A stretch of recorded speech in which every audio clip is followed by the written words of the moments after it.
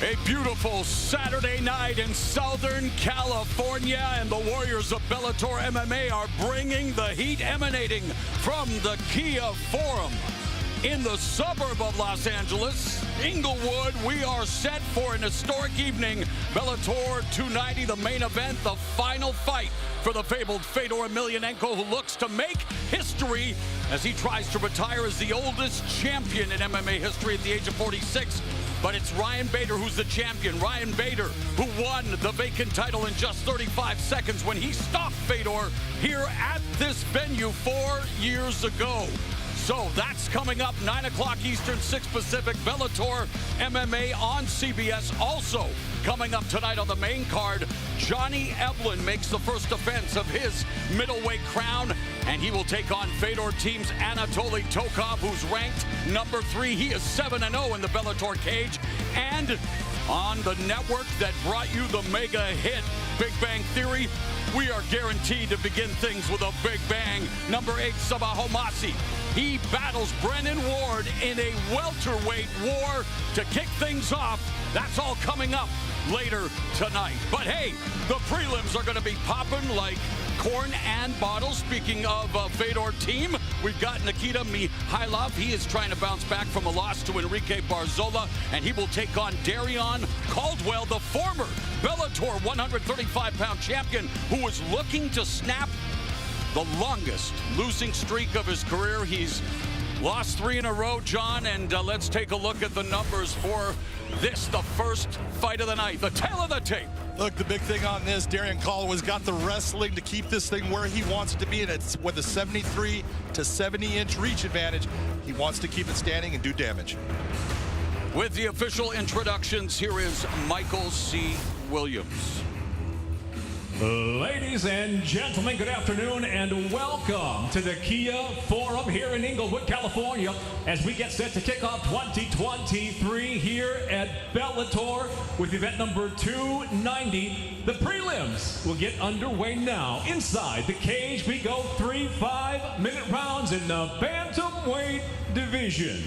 Introducing the blue corner first. At 5'8", weighing in 135.4 pounds, his professional record 9 wins, 2 losses, presenting Nikita Mikhailov. And across the cage, his adversary out of the red corner. At 5'10", weighing in 135.8 pounds as a professional. 15 victories, 6 defeats. Introducing the former Bellator Bantamweight World Champion, Darion "The Wolf" Caldwell. In charge of the action, your referee, Rafael Davis.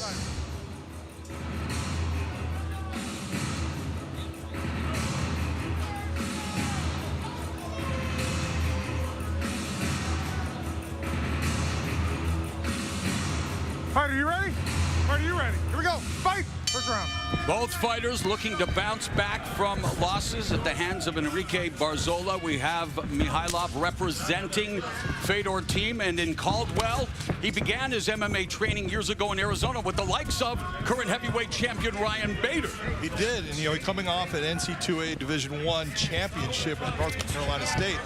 He is an incredible athlete, but it's maintaining fight. Beautiful knee by Caldwell. Caught by Mikhailov. Hey, you take charge here? But he's so good at using his wrestling, but he needs to be able to control his up and down as far as how much energy he puts out. It's the fact that he gets tired at times that leads him down a bad path. He needs to be the guy in control of this fight. Caldwell now fighting out of Killcliff FC under the tutelage of Henry Hooft, Greg Jones, and Jason Strout. Mikhailov looking to begin the evening on a successful note for Fedor team, well represented on this historic card, as both Fedor Emelianenko and Anatoly Tokov will be vying for Bellator MMA championships on the main card. Looking for that lateral drop, and now has the back, does Caldwell. That was a beautiful foot sweep by Mikhailov, but it was just too much, and he let it go all the way through. He was the one that initiated that beautiful job by Caldwell to take the back. And Caldwell works well from his back, has 3 rear naked choke victories, looking for his fourth. You got to figure right now, Mikhailov is dry. He doesn't have a whole lot of sweat. This is a great opportunity for Darrion Caldwell to get himself a win and out of this fight fast. And Mikhailov, who has tasted defeat twice, has been submitted once. The first was a triangle choke back in 2017. So Darrion Caldwell with the back control, looking for that RNC to begin our festivities here tonight. 2 minutes gone in the first round. Well defended, though, thus far by Mikhailov. Now, Mikhailov is sitting there. He understands that with where his hand's at, Caldwell's holding on to it, so he's just controlling off of the one. Nice job of getting himself back to guard. But this is where Darrion Caldwell wants to be. If he's on the ground, he wants to be in guard or in half guard. That way he controls the position and he can dictate the pace of the fight. Midway point of the opening round, and strong start for Darrion Caldwell, who desperately needs to turn his fortunes around in the Bellator MMA cage, looking for his first win since January of 2020.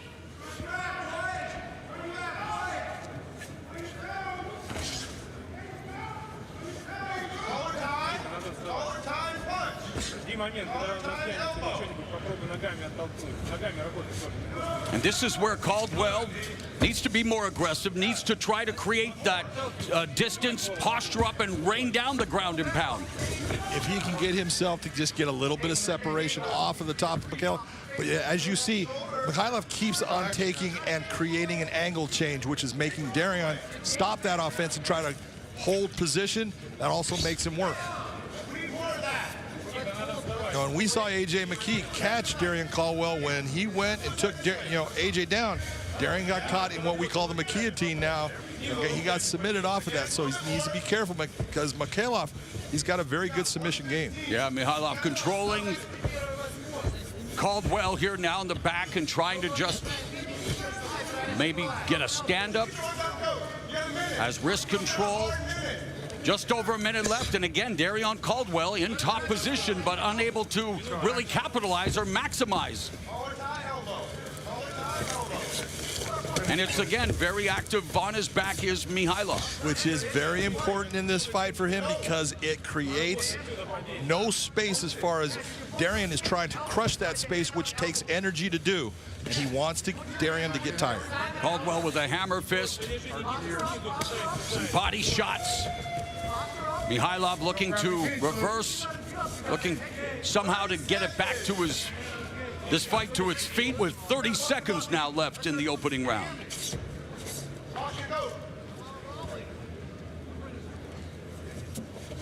All of these little movements by Mikhailov to just create that angle change.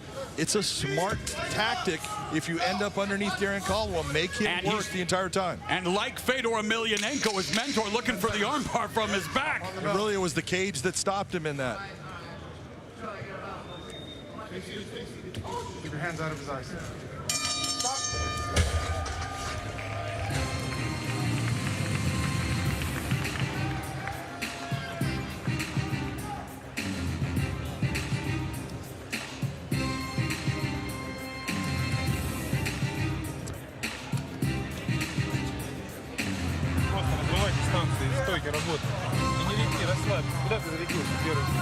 Oh, you might want some.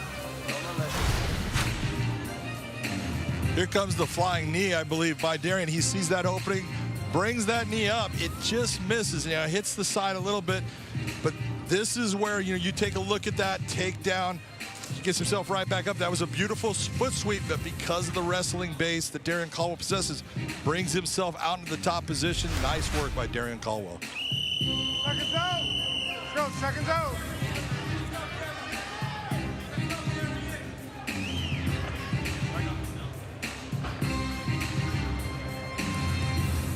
Caldwell using his decorated wrestling background to control the opening round against Nikita Mikhailov.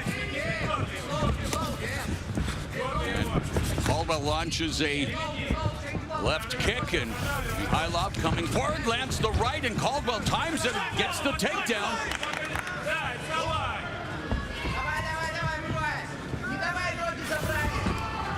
Nice job. And immediately takes the back again, John. Beautiful work by Darren Caldwell. He had the ability to come out, and he was going to end up in a half guard. He switched back, and he's got the ability to get this choke. It's close. Right now, it's getting tight. Mikhailov needs to really hold on to that, get a little bit of separation there. He's got that arm, which is keeping Caldwell from locking the choke up. All 6 of Caldwell's wins have been via form of choke, including 3 via rear naked choke that he's looking to finish Mikhailov with here in the opening minute of the second. See, and with where Caldwell had that one arm in place, but he could not get that locking arm free. It's a nice job of defense by Mikhailov. Yeah, Mikhailov continues to do well with the hand grappling and trying to control the wrists of Caldwell.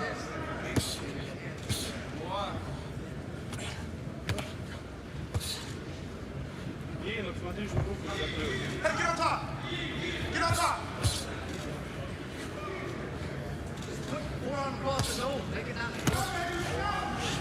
And Mikhailov is the one that's throwing punches and trying to break the grip of Caldwell. Caldwell trying to find a way to navigate the defense of Mikhailov in order to force that submission. Darian right now is trying to figure out that hand play as far as what's going on where Mikhailov is holding it. He needs to take and figure out, do I want to go towards a rear naked choke? Do I want to go towards on the palm?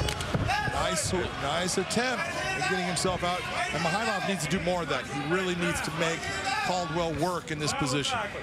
There's Mihailov's corner, including current Bellator light heavyweight champion Vadim Nemkov.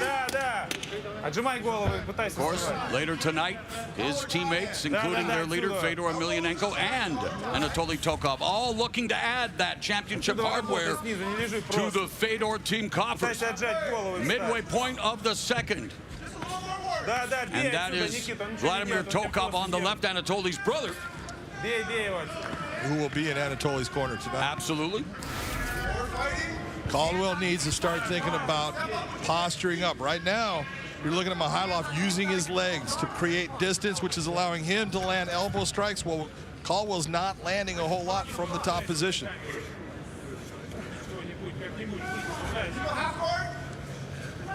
2 minutes remaining in round 2. Elbows from the bottom by Mikhailov. And of course, on your back, you don't have the leverage, but he's still showing that he's busy trying to continue to keep Caldwell from improving his position. And Caldwell, despite having control, John, has been unable to really make it count. Very little offensive output by Caldwell during this round. He's more controlling where the fight's at, but he's not doing any type of damage with this grounding attack. Despite top control, it's Mikhailov that's more than doubled Caldwell in terms of strike output. And that's what happens when you get into that. I need to keep this guy on his back. I need to hold on to him. This is a good break by Rafael Davis.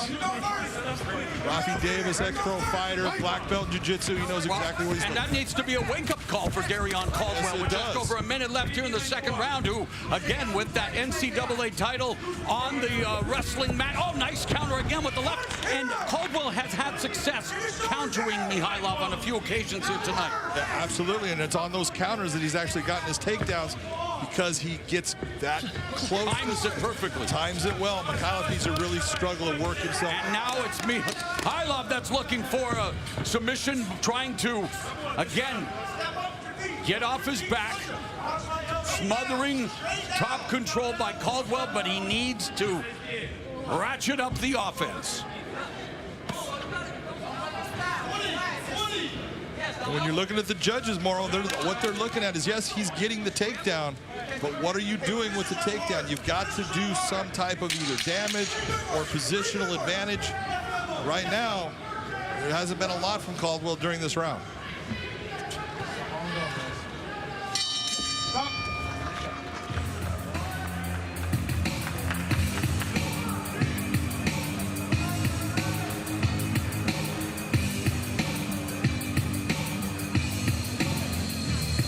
You gotta do some damage, right? What are you gonna do, scramble? So what if he scrambles? You got what? can catch him again, right? You got better wrestling than him. So, hey, posture up. Hey, put this. I want this. Get some water. Закручивай его и легко работай. Не надо заряжаться в каждый удар. Легко начни работать. Пожалуйста, я тебя прошу. Физика. Ты сам налетаешь. Он бы тебя не поймал бы, если ты двигался на ногах. Caldwell's corner saying, hey, you get him on the ground, you got to do damage. That's what we've been talking about. And John, in that second round, Caldwell had ground control for 8 minutes, 12 seconds, and yet Mikhailov able to land 16 of 19 elbow strikes, and again, not necessarily able to create leverage from your back, but they're landing and they're scoring. Yeah, Jason Strout, who is in the corner of Darren Caldwell, first thing he said is Darren got over there is, hey, you taking the gun, you've got to do damage right there. And that's been a problem with Darren throughout his career. He is so talented, and he can get the takedown against anyone. But once he gets it there, he tends to hold instead of doing things that the judges are going to say is him trying to finish the fight. Caldwell delivering some left kicks, and of course, Caldwell has to be involved in that mental fight as well, having gone from being a Bellator 135-pound champion, now in the midst of a career-long 3-fight losing streak. But he says he's going to make a statement tonight. He says it's going to be a new and improved Darren Caldwell. Well, over 4 minutes now left here in the third to make that statement. But for Nikita Mikhailov, he also, though, has to now put the pedal to the metal and try to score on offense and do damage of his own. How do you have it after 2 rounds? No, I'm looking at it and I say, obviously, Caldwell won the first round. I'll give Mikhailov the second, so both guys need this round. So both guys need to come out and put on a performance showing that I want to win this fight.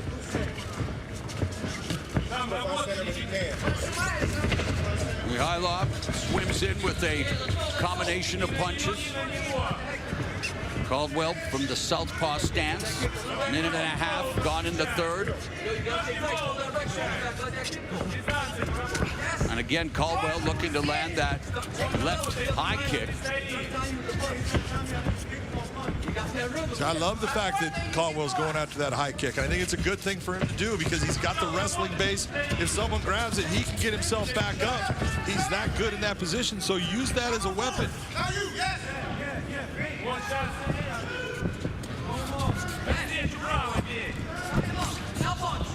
Mikhailov leads with the right. And you can see how long Darren is. Look at the length of this guy at this weight class. And he's just got all these athletic skills. He just needs to put them all together. 3-inch reach advantage for the former Bellator bantamweight champ in this fight. Walking forward.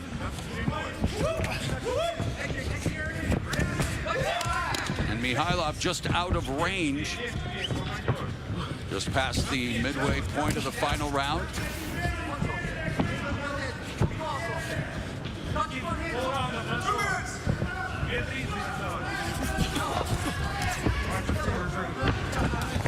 And there's the level change and the takedown attempt by Mikhailov, and he is looking to take the back of Caldwell with just over 2 minutes left in the round. He's not only looking to take it, he did take it, there's no doubt. But can he keep Darren down? There goes Darren getting back to his feet. Knee strike to the thigh. And another knee strike by Mikhailov. And looking to put the hook in. Darren does not want to stay on his butt here. He needs to get himself back to his feet, start working the underhooks. He's a good enough wrestler. He knows what he needs to do. He's just got to put it in his mind, I'm going to do it. Caldwell was trying to create some separation momentarily. Now delivers a knee up the middle. Mikhailov trying to take him off his feet.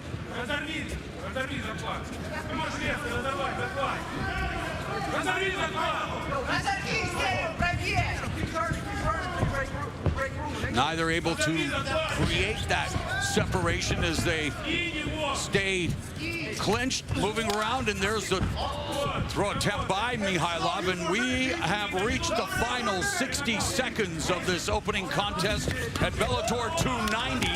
Bantamweights, Darren Caldwell, Nikita Mikhailov, under a minute left. Darian's done a good job of frustrating Mikhailov as far as the stand-up. He just can't seem to get within the range. When they get into this clinch here, you're seeing Darian trying to land the knees. Mikhailov always allowing him to push a little bit, give him some resistance. You saw him try almost a lateral on the last toss. Half minute now left, and there's the takedown by Mikhailov. Not a whole lot of time. This is where you need to empty whatever's left, and there should be a lot left based on the pace of this fight. Absolutely, both guys need to really just go for it. Darian needs to get himself back to his feet. Don't settle. Well, both Caldwell and Mikhailov have to settle for going to the judges' scorecards. What's your biggest takeaways from what we just witnessed, John? Conservative approach. Conservative approach by Darian, because look at coming off of 3 losses. Right. Trust me, it's in the back of your head. And that's what we talked about it. Yet he said he wanted to make that statement. I can't hit another loss. Right. And so this is the type of fight I expected out of him. A controlling fight, one where he does enough to get that decision win against a guy like Mikhailov, who we know he's hard to get rid of. So it wasn't a bad performance by Darian Caldwell. And the kicks, especially take a look up here, nice, right at the end of the toes. So obviously not quite the power that he wanted on it, but really overall, good job by Darian Caldwell in keeping the fight flowing.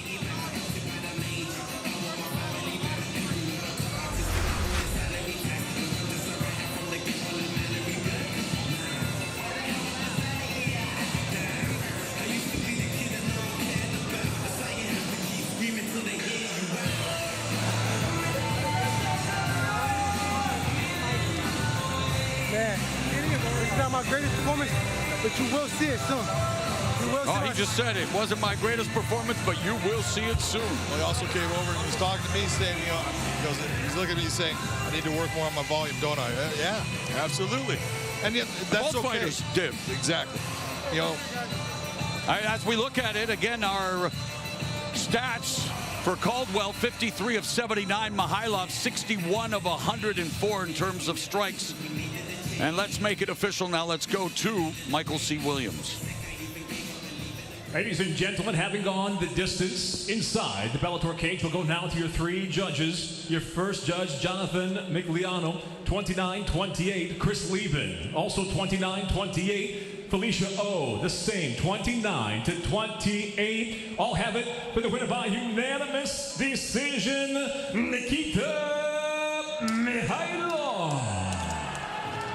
Nikita Mikhailov. Wow, where was that energy in the fight, John? He has bounced back from his defeat to Enrique Barzola, and he improves now to 10-2, and there is setting the stage for Fedor team, the first victory of the night for them. For Darian Caldwell, though, now a career-long 4-fight losing streak. Tough times for the former Bellator bantamweight champion.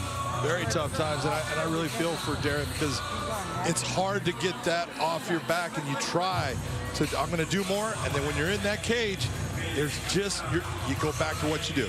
All right, let's say hello to Amanda Guerra and Josh Thompson at the fight desk. Hello, gentlemen. What a great night ahead. Yes, I'm Amanda Guerra along with two-time world champ Josh Thompson. We will be here on the fight desk all night as we hop over eventually to CBS later for the first Bellator show on CBS. We are so honored to be a part of that. Josh, three great fights, excuse me, on the main card tonight.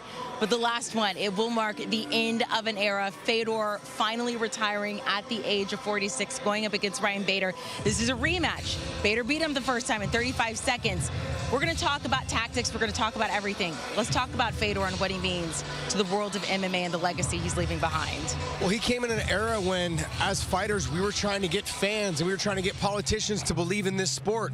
And the way he carried himself made it a lot easier for us to get these laws and these rules and things like that passed. He carries that today. You see his humbleness. You see the way that he presents himself to everybody. He's very soft-spoken, very stoic, and I think the commissions, I think politicians, I think everyone that's been out there to help get this to the level that it is now today, he is a big part of that. And there's so many fighters that he's brought up with Team Fedor. What does it mean? What does it say about him as as a fighter that he wanted this fight with Ryan Bader. Ryan Bader could become the first person to ever beat Fedor twice. What does it say about Fedor that this is how he wanted to go out? Well, it talks volumes about him as a competitor. He is somebody that really would like to make sure he puts a stamp on this and wants to close Ryan Bader out of his life moving on. It's going to be an incredible night.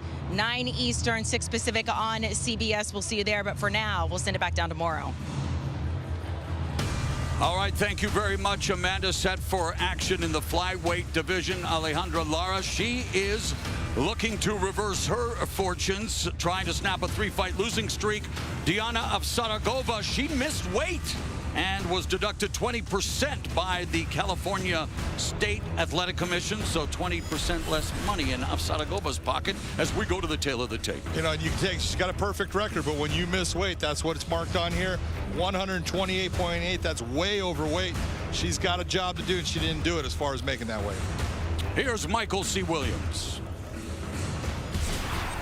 Tonight here at Bellator 290 prelims will go now to the flyweight division, scheduled for 3 5-minute rounds. Introducing the blue corner. At 5'7", she weighed in 128.8 pounds.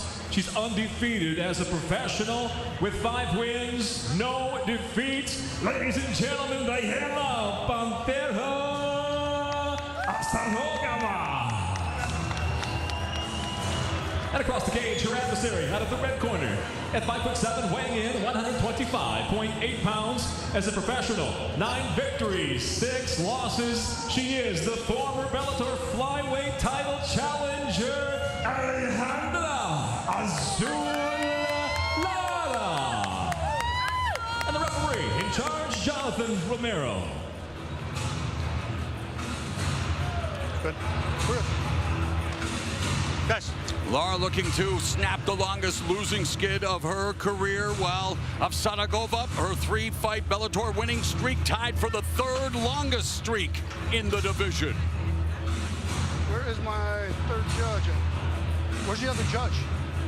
The judge? We're missing a judge. Missing a judge.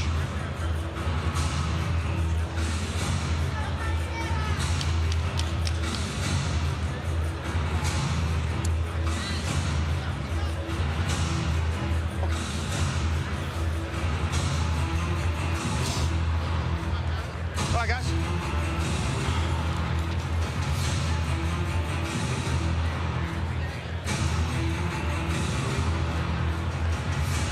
Lara's made a lot of changes, working at different camps, John, to try to snap that losing skid, get back on track, and trying to just find different opportunities to improve. And All right, ladies, here we go. Round 1, fight, are you ready? Fight, are you ready? Alejandra Lara right at this moment. Look, she's got all the skills to be a tremendous fighter. She just needs to put them all. Counter right hand by Avsaragova, and then it was the left from the southpaw Lara, but Avsaragova already landing 2 right hands. We saw Avsaragova put a knockout, 1-punch knockout blow In her debut. Lara Graf, So 29 seconds. we know she's got some snap.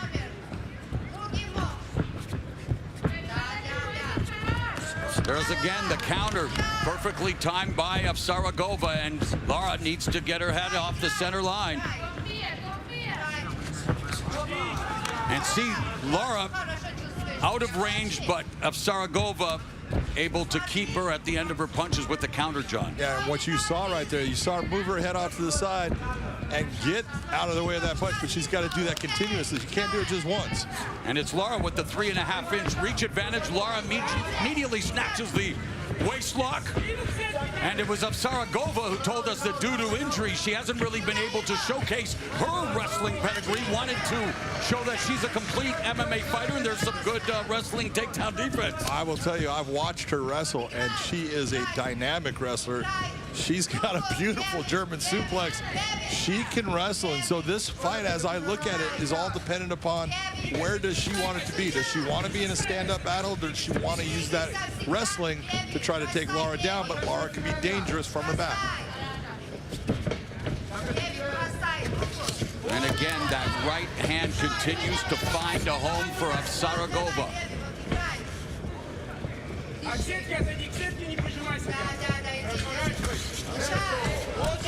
Both ladies are throwing big shots right down the pipe. Oh, and that counter, I mean, the counter has been like a metronome. And it's been the left hand for Lara and the right hand for Avsaragova.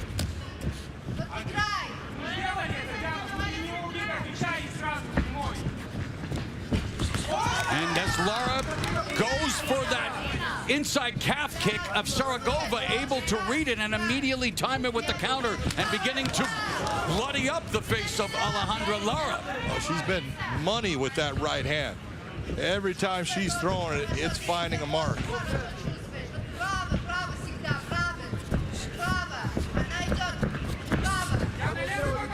Just past the midway point of the first round, it's been the counter right hand of Avsaragova that's been the difference as Lara goes for the head kick, and now Lara trying to make it a firefight with Avsaragova. She better be careful considering the precision of Avsaragova thus far. Well, and what you're seeing, you know, think about what you're seeing out of Avsaragova is straight punches, Mauro, for the most part.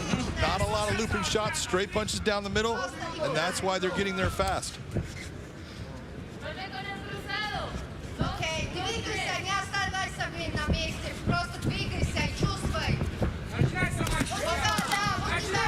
And Lara just continues to remain on the center line. She has to step off, create angles, and avoid the offense of Avsaragova. A minute and a half left here in the opening 5 minutes of this flyweight matchup.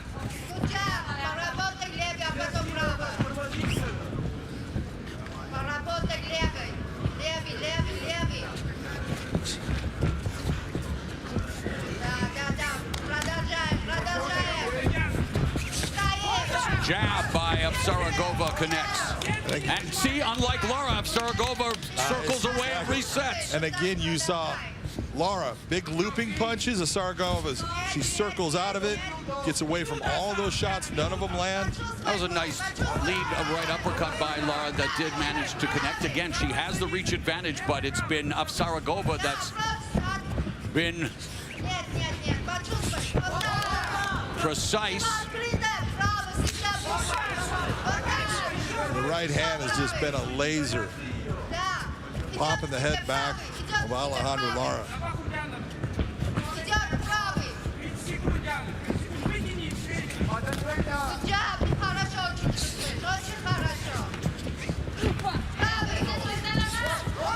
Right hand again by Avsaragova.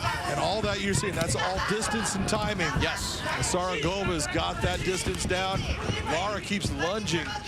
Lara's as gutsy as they come, as courageous with so much heart, and she's trying to march forward, but Avsaragova's counter-striking, as you mentioned, John, the timing, the distance, proving to be the difference in round one. No doubt about it.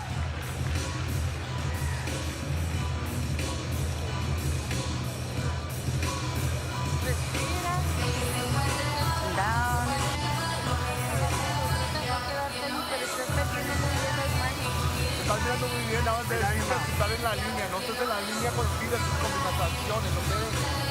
Y más de una patada o un punch, queremos combinaciones.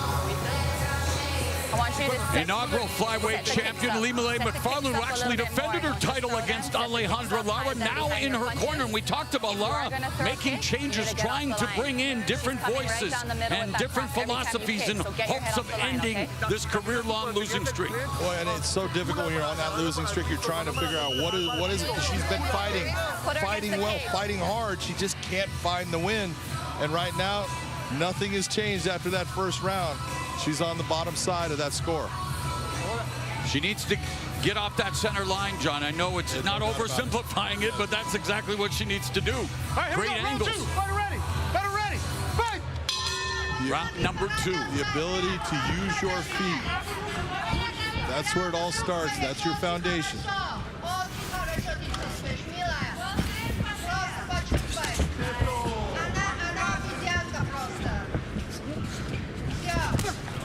Calf kick by Lara, showing Avsaragova, different looks, switching her stance back to southpaw. Body kick by Lara.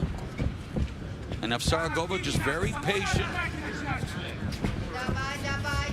Bouncing up and down, and again, just waiting for the opportunity to counter. Her big thing right now, she's wanting Lara to come towards her. She's waiting for that counter. That right hand is just cocked and ready to shoot out again. Every time Lara brings that kick up, just like you just saw right there, you see her stepping forward to meet that kick and throw the counter right hand. Yeah, she picks up on Lara's tell. Like it's immediate as soon as Lara's thinking about delivering the kick. It's like someone's giving her the script. Yes.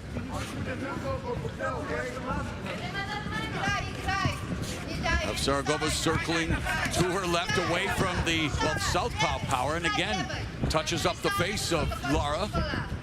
Lara landed a nice, counter right hook, but she's really got to start moving that head off that center line. There it is, going back again. You cannot put your head back side to side. Unless you're able to do a pull counter like a Floyd Mayweather, but, How many guys do that well? Exactly.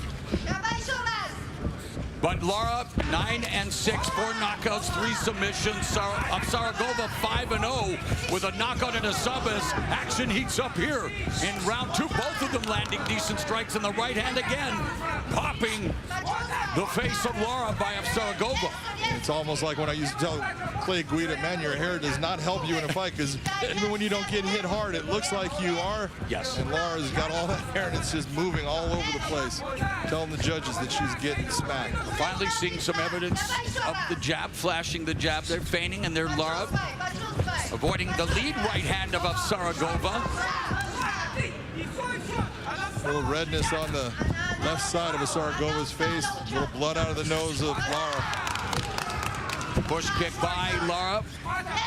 Back to southpaw, jab by Lara, and Avsaragova misses with the counter right.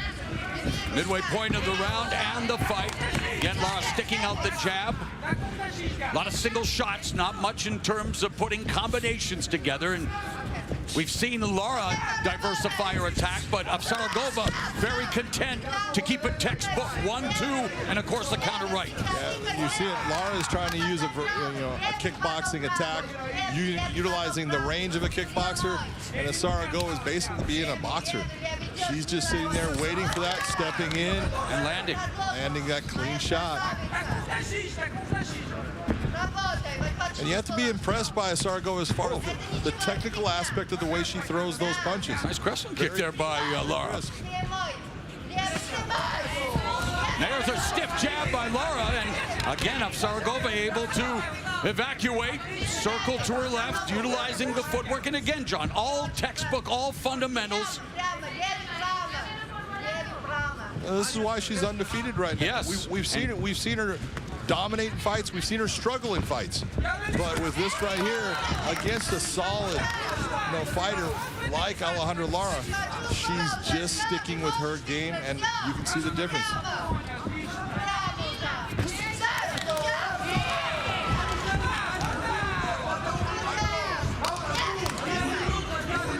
A minute left in the second round.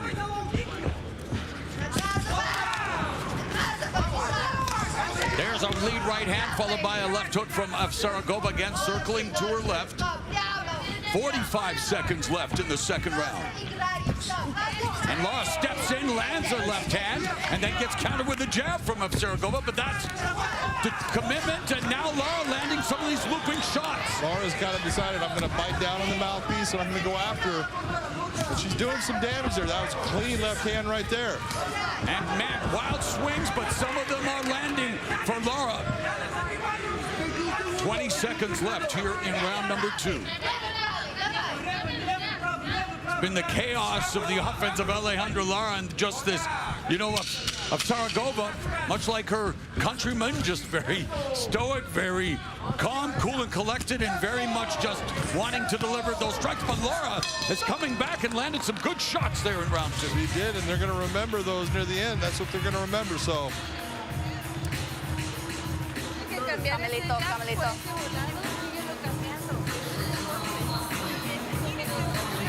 Pasa, chavo. Ahora concéntrate en tus brazos, tus manos son muy fuertes.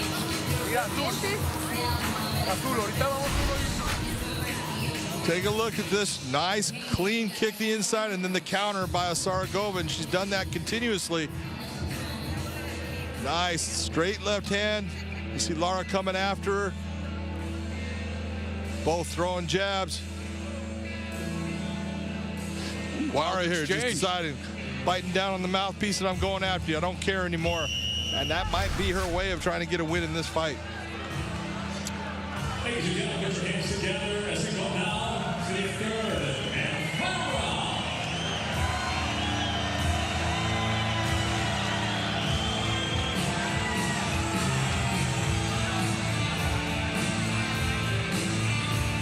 Here we go, final round, fight, you ready? Fight, you ready? Fight! Third and final round. Lara spent the last month in San Diego, California, working with Ilima-Lei McFarland, but she's also trained in Mexico, Colombia, and Brazil, racking up those frequent flyer points, man. But again, just trying to break this losing streak, whatever it takes. There's a deep to the midsection of Avsaragova by Lara. Inside calf kick by Lara. Lara diversified her attack, trying to mix up punches and kicks while Avsaragova's stuck to her boxing. She's stuck basically to a straight boxing. And again, Mauro, she's got really good wrestling, and she could take Lara to the ground in this fight. She has that level of wrestling. She wants to be in this boxing range and utilizing her hands, so she's keeping the fight where she wants it.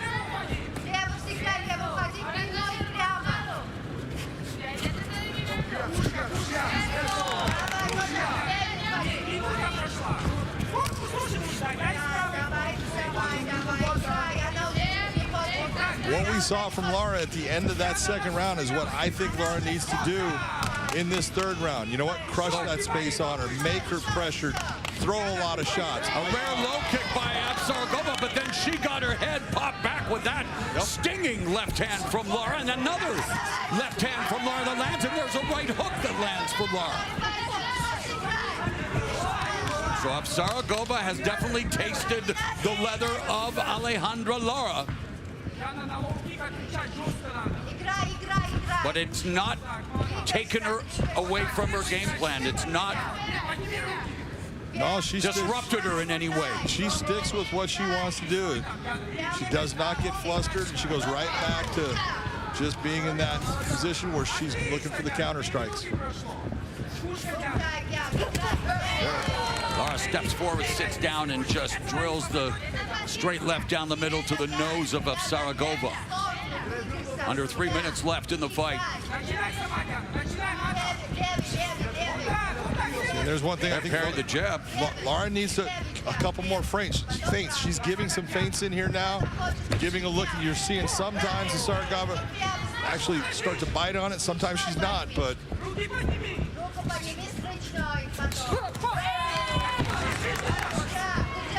if you can get Avsaragova to, and you can get her to counter it, then you can counter that counter.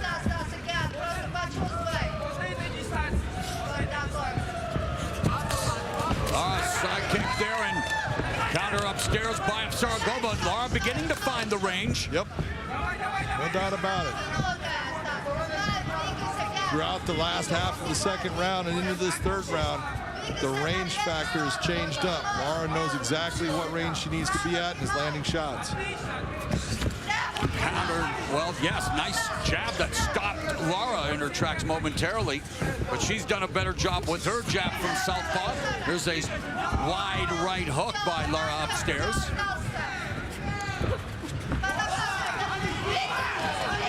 Man. Nice combination.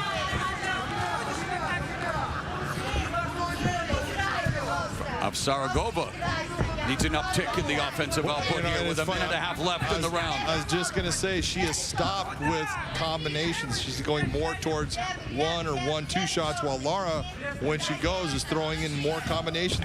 And that may be in response to the fact because Lara's been able to land some stinging shots. Inside calf kick, lead kick by Lara. So she's mixing it up. Final 60 seconds of this flyweight fight.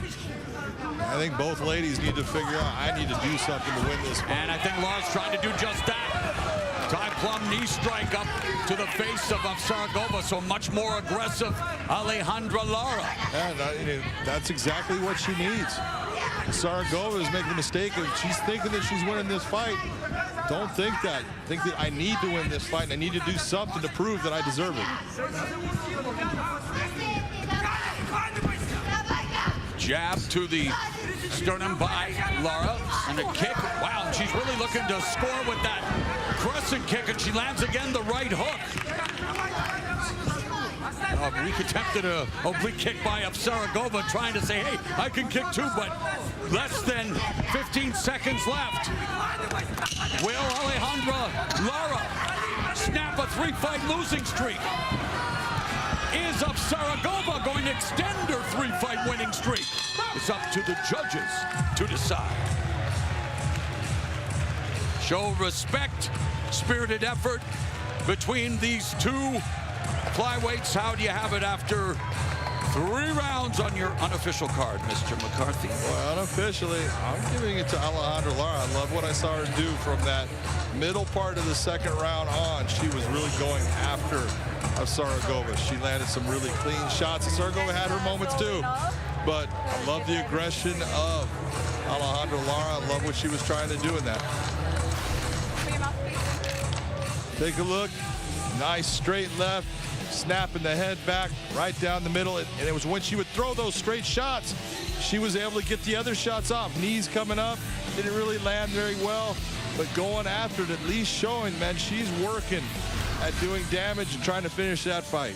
You know, Lara, when she challenged Ilima-Lei Macfarlane, it was her first fight in the United States, very early in her career, by the way, but even for McFarlane, a growing division. But absolutely, for Alejandra Lara and Diana Avsaragova, they now wait to hear how the judges see it.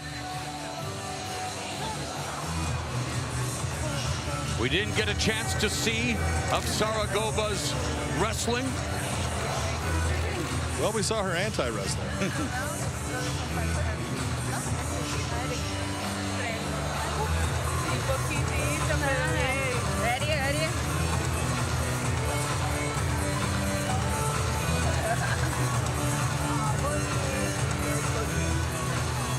No matter what, no matter how that score ends up, Alejandra Lara has got, she's going to be able to look in the mirror and say, hey, I did everything I could in that fight. And that's what you want. You want to be able Never to gives up. I gave it everything I had.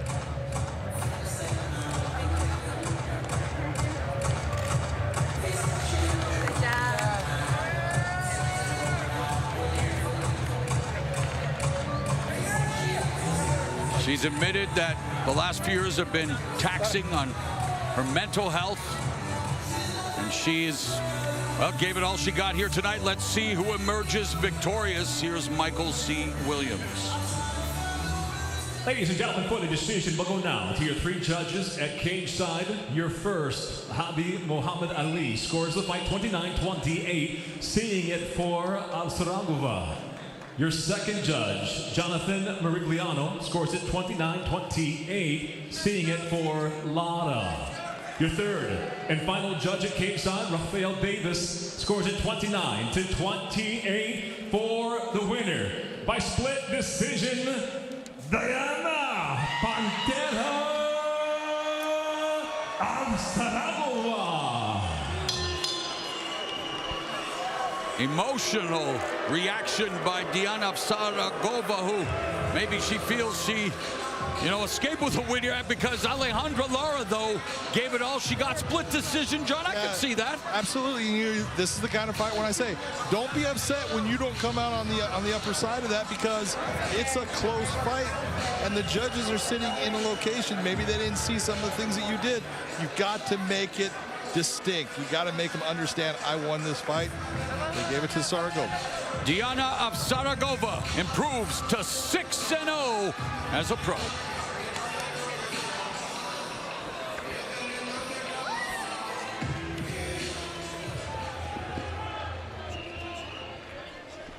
Ladies and gentlemen, if we could take just a moment of time and draw your attention to the video screens now, and we'd ask you to please join us as we spend a moment to remember the members of our MMA community lost in 2022.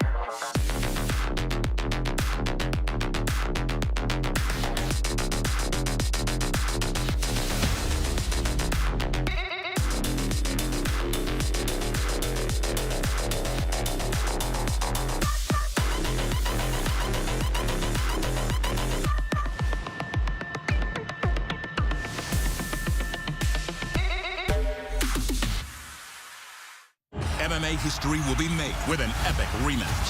Fedor knocks out Emelianenko. Heavyweight champ Ryan Darth Bader against the legend Fedor Emelianenko, fighting in his final bout ever. That's the gunner.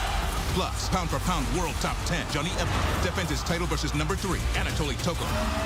2 title fights, 1 can't-miss special event. Bellator MMA, tonight, live on CBS and streaming on Paramount+. The Kia Forum here in Inglewood, California. Fans starting to file in to get ready for our final fight tonight, because that is going to be so much focus. Fedor retiring at the age of 46 in a rematch with Ryan Bader. But our co-main event is going to be absolutely explosive. First of all, we have a Fedor apprentice in Anatoly Tokov. 31-2 is his record, 24 finishes. He's going up against our middleweight champion, Johnny Eblen. Josh, Johnny has taken this middleweight division by storm. He stunned everyone, beating Gegard Mousasi. How do these two guys stack up against one another? They stack up very well against one another, but Johnny Eblen has half the fights that Tokov has, but he hasn't shown any of those falters that you would have thought, being someone who's only 12-0, coming off that win of Gegard Mousasi, where he just dismantled the legend Gegard Mousasi. On the feet, on the ground, in the wrestling, everywhere that people try to take Gegard, he was able to do. But with Tokov, he's got to make sure that he's not taking a back step, that he's more of the hammer and less of the nail, pushing Eblen around and slowing him down, because Johnny Eblen's footwork posed to be big problems against Gegard. He's got to make sure he takes that footwork away. Anatoly Tokov talking about how he does feel extra pressure being on this card with Fedor, and it being Fedor's final fight. Obviously, Absolutely. He wants to win. Johnny Eblen, though, still undefeated. That's our co-main event. For now, we'll send it back down tomorrow with more of the prelims.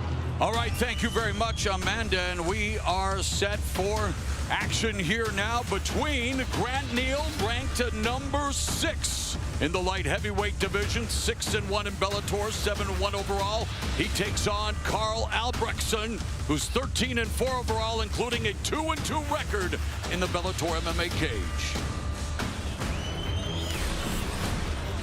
Let's go to the tail of the tape, John, for this 205-pound encounter. Very simply put, you can see the length and size of Carl Albrektsson, 6'2" to maybe 5'11". I'm not giving Grant Neal that, but Grant Neal incredibly strong.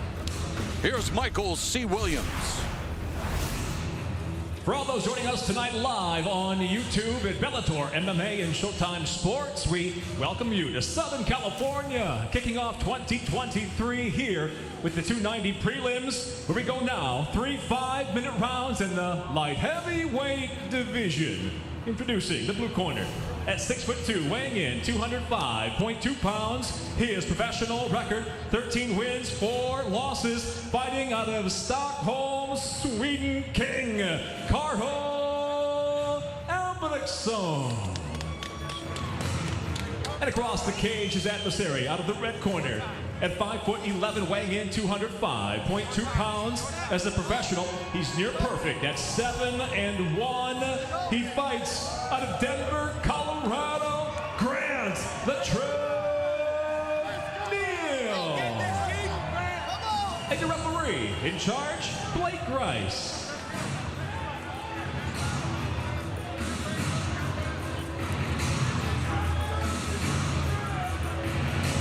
Grant Neal looking to build on his last victory over Christian Edwards at Bellator 278, while Albrektsson, he hopes to bounce back from a submission loss to Carl Moore at Bellator 285 last September via second-round face crank. Fell into a deep depression after that loss, and exacerbated by, of course, online trolls, but has been working with a, mental coach and just trying to really focus, because the mental game is so important in fighting, John, as we both know. And here he is now coming back off a loss against Grant Neal, who obviously off to a good start here.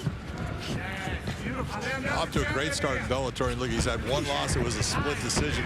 Grant Neal is a good wrestler. He's got heavy hands. Now, the one thing is, he doesn't have that length, but he can get inside, and here he goes trying to take Albrektsson down. And this was the question, because Albrektsson is a much better wrestler than people give him credit for.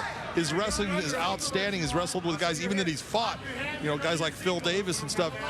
He can keep Grant Neal working hard, and he wants to do that in these types of situations. He wants Grant to try to take me down, work hard, and I want him to get tired. Neal, a two-time Colorado State wrestling champion in high school, and he said wrestling isn't fun, but getting your hand raised is, and that's why he excelled at the sport. He's always been an extremely competitive person, and now they break, and back in the center of the cage, the jab from Albrektsson. There's a counter inside low kick by Albrektsson as Neal flashed the jab. Ooh, stinging calf kick to the outside there by Albrektsson. That was very nice. And look, Albrektsson, like we said, his wrestling and his ground game, especially if he takes his opponent down in the top position, this guy does incredible ground and pound. So Grant Neal needs to use that wrestling that he has to also stay on his feet if Albrektsson decides to bring him down. There's the youngest ever UFC heavyweight champion, catch wrestling specialist, pro wrestling star Josh Barnett, who's in the corner of Carl Albrektsson, my broadcast partner when we used to call New Japan Pro Wrestling back in the day. Josh Barnett is an awesome individual. You talk about an encyclopedia when it comes to both MMA and wrestling. Sharp jab from Neal. Nice job on the check by Neal, though. You saw that kick by Albrektsson. Neal did a nice job, not just eating it. He needs to continue to do that. If Albrektsson brings that kick in, he's got to check those kicks. Don't let him eat up that leg.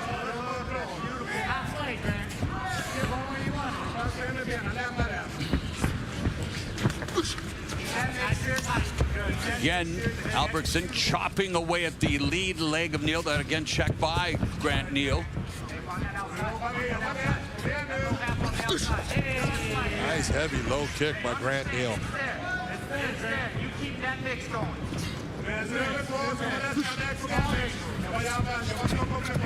Albrektsson flashing the jab and then counter left hook, though, when they close the distance by Neal.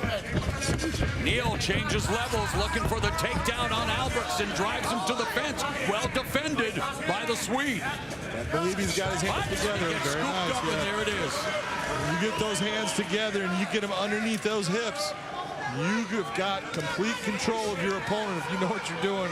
Grant Neal bringing him down, trying to keep him there. Can he do it? Yeah, Albrektsson going to try to wall walk, is posted up and trying to deliver some, is delivering some short strikes as his wrist now being controlled by Neal momentarily. What Neal's trying to do is he's reaching out with that right hand to try to bring the left hand of Albrektsson to his left hand so he can control that side. He's just unable to do it at this time.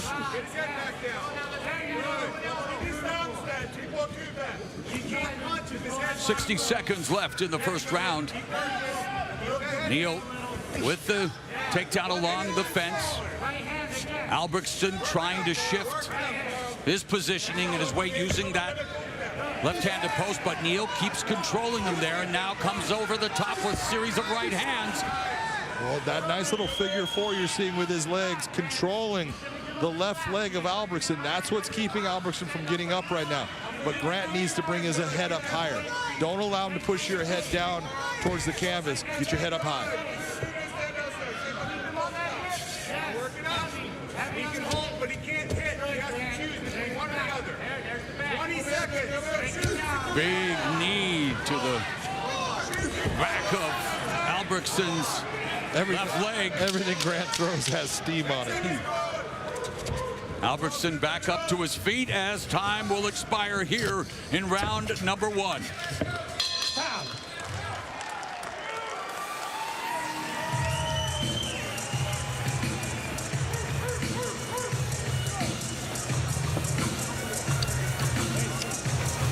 Beautiful. Big breath in. Big breath in.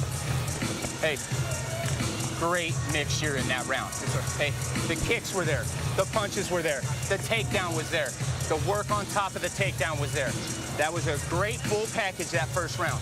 Now, we're not satisfied. We're going to keep it going, okay? So what happened with this takedown now? Where's his hands going to be? Every feint he's going to respect now. So now we're going to get those low feints, and I want everything coming over the top. You bring that overhand, let's run him either way. That's right. Wrestling was great, let's lock our hands sooner. Right? He's tall. So we locked our hands. Head down the floor. Get out of there. Så Kalle, nu kör vi. Tänk på att han lämnar främre benet när han kliver bak. Jobbar vi där.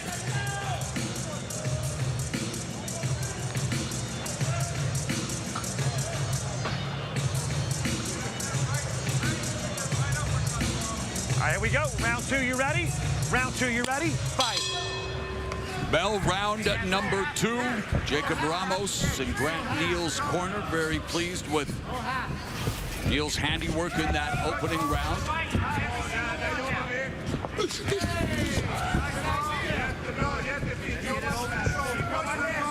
He's blinking.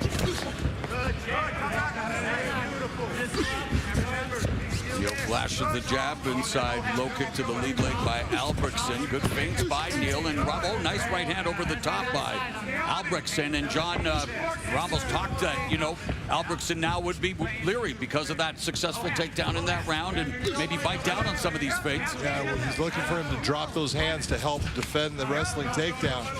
And the real question is, Albertsson's got a good jab, and he needs to utilize it more. He can keep Grant Neal off to the end of that punch. Just pop that jab more and more. A minute has elapsed here in the second stanza. There's a attempt at the left hand there that just missed on Albrektsson. Little sneaky uppercut by Albrektsson. I saw that. Nice chopping right hand by Albrektsson.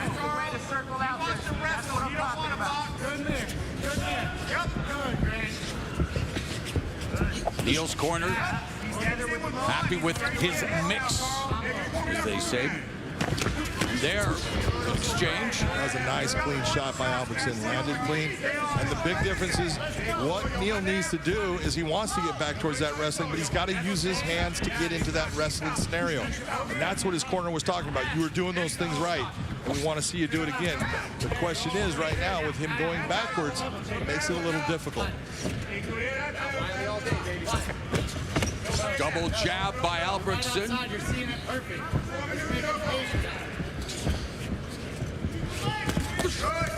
Again, the lock jab, the level change, entry by Neal, takedown secured. And again, at the fence, and again, using the figure 4 to lock down the legs. And this time on the figure 4, he's got both legs. Yep. That is a la Khabib right there. And he's looking to feed that hand. See how he's reaching over towards getting that left hand. He wants to feed that to his left hand. And that's what he needs to do. You see how that head comes up? If that head comes up, it opens everything up as far as you being able to attack your opponent. If your head's down, you can't punch with any power. Speaking of Eblen, Magomedov, they're also looking to maybe snatch those wrist rights known as the Dagestani handcuffs. But now it's Albrektsson who's on one knee. And again, the knees from Neal. Albrektsson did a nice job of breaking the grip. Albrektsson did a 2-on-1 on that wrist. Very nice job. He's got a heavy whizzer on that underhook of Grant Neal. Neal on the escape there, lands a short left. That tells you a lot about the way Grant Neal's looking in this fight, because he's saying, I'll break away to land that shot. Outside calf kick to the lead leg of Albrektsson by Neal again, mixing up his offense. Nice movement, slipping to the left and delivering the right hand by Neal. And Albrektsson in range with the jab, gets countered though by Neal. Albertsson's hands a little low, looking to stab the body with the jab, but has to be careful. And you mentioned it, John, because of the wrestling acumen of Neal. Neal's corner, oh, that was a chopping calf kick to the lead leg of Neal. Yeah, that one hurt. Yeah, and the reason being because Jacob, in Neal's corner, Jacob Ramos wants him to feint that takedown, go over the top with the right hand. Jake Ramos gave Grant Neal all the right information during that break between the first and second, and he wanted him to continue on, but he's got to use his hands to set up that takedown. Jab. Don't just go after the takedown, raw dog. And Albrektsson going for the kick there, and again, almost caught by Neal, which would have probably resulted in a takedown attempt. It wasn't fully committed, but again, there's that sneaky right uppercut by Albrektsson. It is, and you know, it lands though. He doesn't have a ton of power on it, but it's landing. Final 15 seconds of the second round.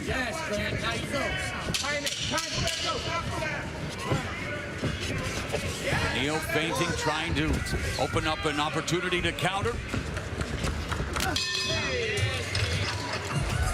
Coming up later tonight, 9 Eastern, 6 Pacific on CBS, the main event, the final fight for the legendary last emperor Fedor Emelianenko at age 46, trying to become the oldest MMA champion in history, seeking revenge against Ryan Bader, who beat him in this venue 4 years ago to win the vacant heavyweight title and the $1 million heavyweight world Grand Prix. For Bader, he wants to cement his legacy as the only man to beat Fedor twice.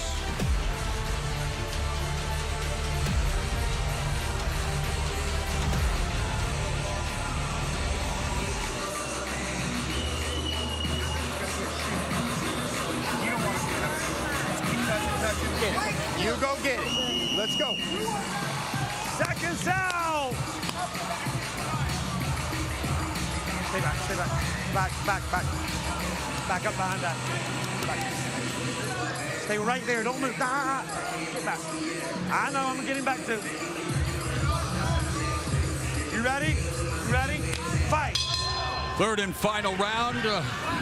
How do you have it on your unofficial scorecard? Yeah, I think this fight is even right now. I think both guys need to get after it in this round. I think Albrektsson got a little bit more comfortable with the range and using that left hand. We'll see if he can just amplify that in this round.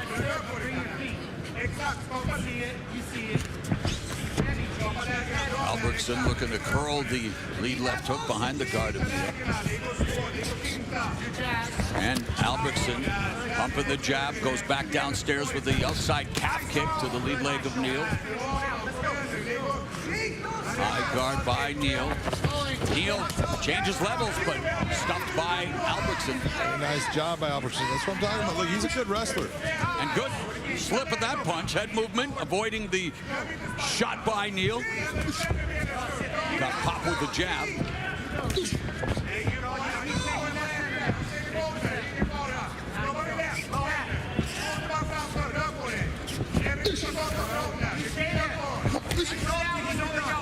Hot shot by Neal.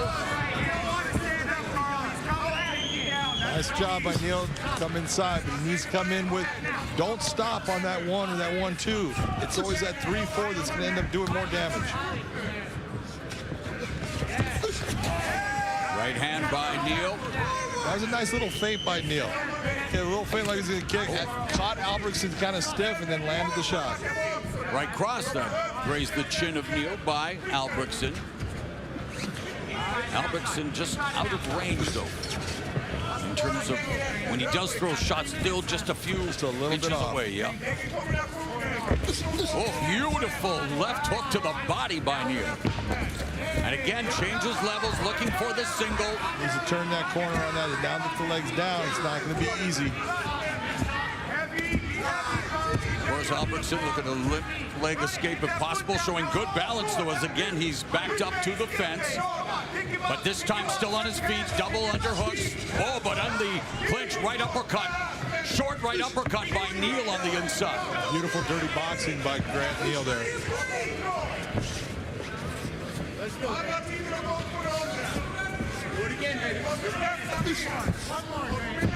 Midway point of the third, and that was south of the border, but Neal says, let's carry on.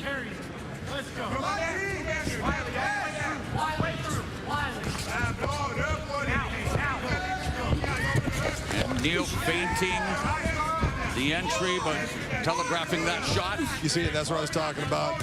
You want to set it up by using your hands. Don't sit there with a feint of a punch and then think that you're going to get that takedown against someone like Albrektsson. He's too good at his wrestling. Albrektsson being credited with throwing twice as many strikes as Neal right now, but it's very close in terms of total connections, with Albrektsson ahead 57-53 in terms of total strikes landed. It's Neal with 2 out of 6 in the takedown department.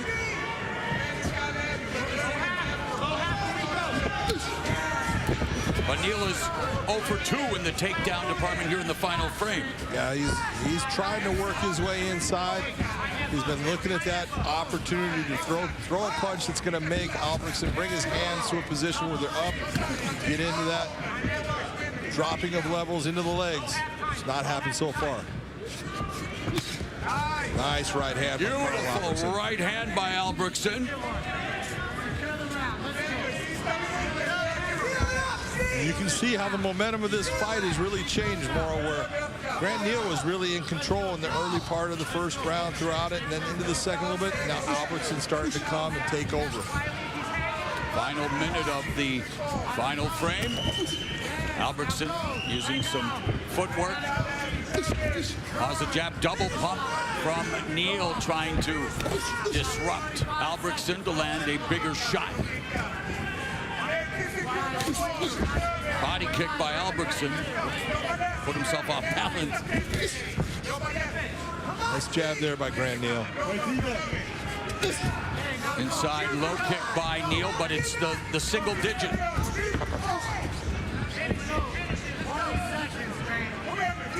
Both guys really need to try to put a cherry on top of this, make the judges realize I'm the guy going after this. I want to finish it. And in the final seconds, single leg attempt by Neal. Albrektsson defending along the fence, but he does get scooped up and dropped right at the bell. As they go the distance in this light heavyweight encounter between Grant Neal and Carl Albrektsson. Neal ranked number 6, Albrektsson number 9.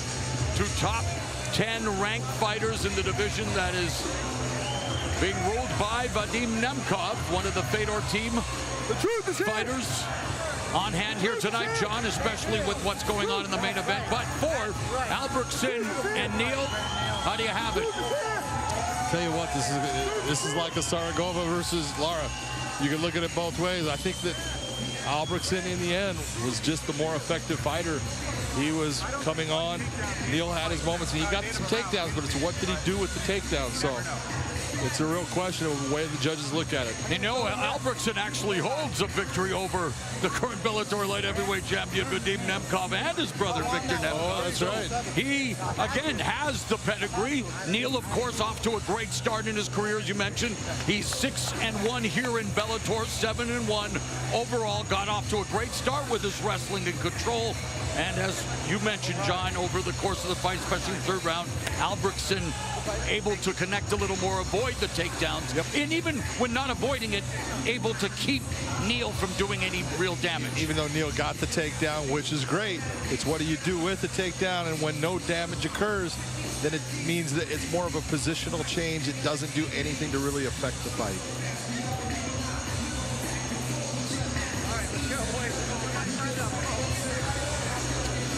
Let's go to Michael C. Williams with the official decision.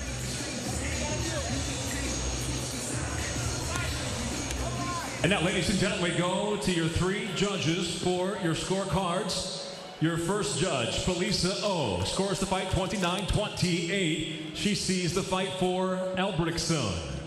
Your second judge, Chris Lieben, 29-28, seeing the fight for Neal. Your third and final judge, Wade Vieira, 29-28, for the winner by split decision, Grant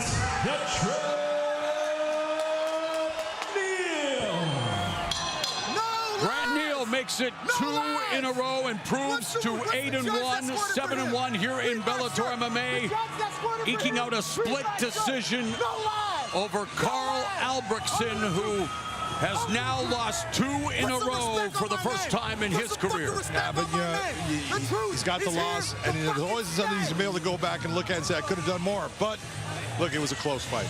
Let's go back up to the fight desk. Here's Amanda. Moro, thank you. Josh, I'm going to start by saying, can I call you Sir Joshua? Like with the glasses? Because we're still on YouTube right now, so I can talk about your glasses right now. What do you think? This is the first time Josh has ever worn them on air.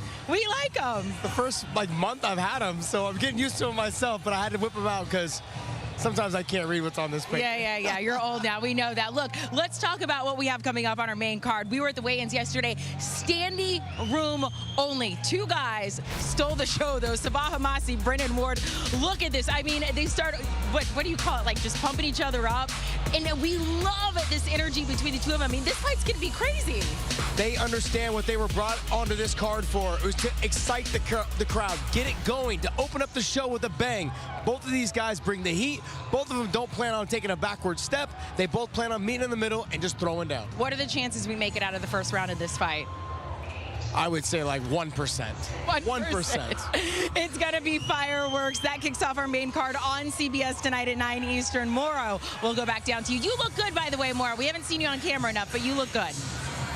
Thank you so very much, Amanda. You know who else has looked really good? Chris Gonzalez. 6-2 in Bellator, 7-2 overall. He will take on Max Roshkoff, who is making his Bellator MMA debut in this lightweight battle. Let's go to the tail of the tape.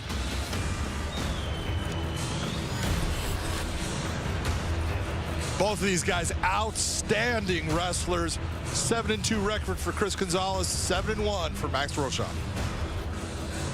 Here's Michael C. Williams. Tonight here at the Kia Forum in Inglewood, we go now to 3 5-minute rounds in the lightweight division. First, introducing the blue corner. That 6-foot weighing in, 155.6 pounds, making his Bellator debut. He enters with 7 professional victories, 1 defeat. He fights out of Las Vegas, Nevada, Roshkoff.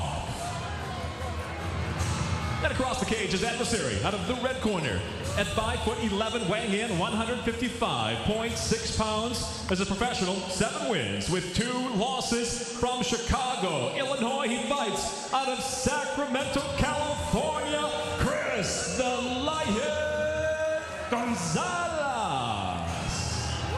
And the referee in charge, Frank Trigg. Good. Sound good. Gonzalez looking to bounce back from a loss to the now Bellator MMA lightweight champion Usman Magomedov. Roshkoff comes into his Bellator MMA debut riding a 2-fight losing streak. Oh. Or make that 2-fight winning streak. I apologize. Right? You don't ride a losing streak. I don't want to do that to him. Exactly. Especially after the 1 loss in the UFC and the fallout from what happened in that fight when he was forced to retire in between rounds, took the fight on short notice, was released, went back on the regional circuit, put together back-to-back victories, and is now looking to make the most of his opportunity here in Bellator. You're absolutely right. It's a great commentary towards what happened to him. He took a fight on short notice and he got exhausted. You do a camp for reasons, and that is to build towards that fight, making yourself the best you can be. Went out there under the bright lights. It was too much, man. He burned the gas. It's okay. I'm telling you right now, Moro, he can fight. And like his submission game is outstanding. And like our former Bellator bantamweight champion Darion Caldwell, we saw in action earlier tonight. He also wrestled at North Carolina State University. Yeah, I think both these guys, look, both these guys are outstanding wrestlers. Greco-Roman for Chris Gonzalez. 6-time Greco-Roman All-American for Chris Gonzalez. Freestyle for Roshkoff. But I think it's going to get kind of canceled out.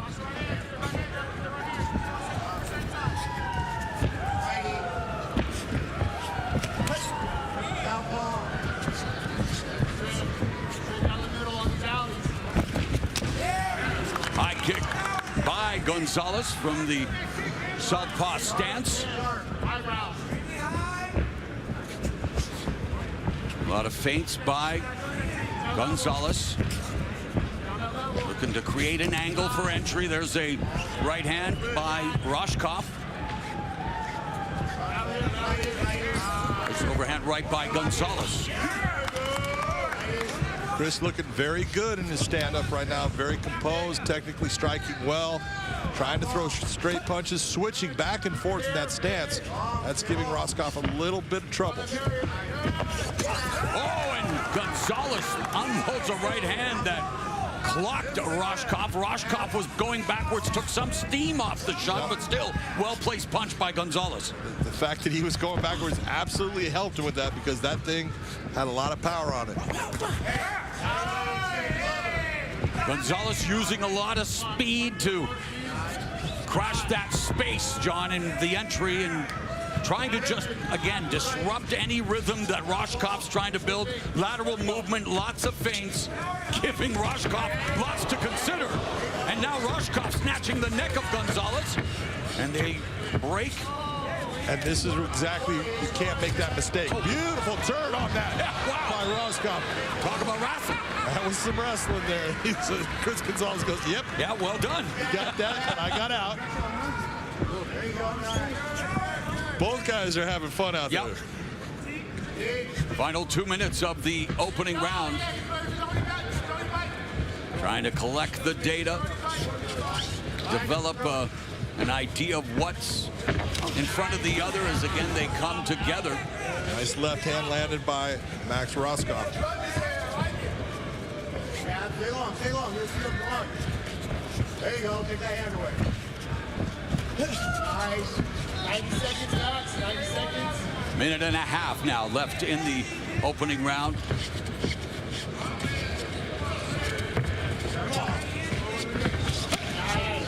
High kick blocked by Gonzalez. We've seen that Chris Gonzalez is just an outstanding athlete. And if you're going to take a look at the record, he's faced the better competition. Now, his 2 losses, one to Goichi Yamauchi, one to the now champion Usman Nurmagomedov. You know, that happens, but he has been very competitive in his fights. The only one he really wasn't was that Usman. He got caught by the choke. Yeah, the guillotine choke in the first round, but you're right. That's why they fight. Oh, nice counter right hand by Roshkoff as Gonzalez came in. Absolutely. Oh, and then Gonzalez winding up, and as he was throwing the right hand, Roshkoff changing levels, thinking about a takedown attempt. Yeah, you could tell Chris was trying to bring that one back. He got caught on that shot. He didn't like it. Came back with a lot of steam on it. You need to just relax. Don't start to do things that are going to cause you problems by overextending. Competitive opening round, with each now being credited with 15 strikes landed. And when, of course,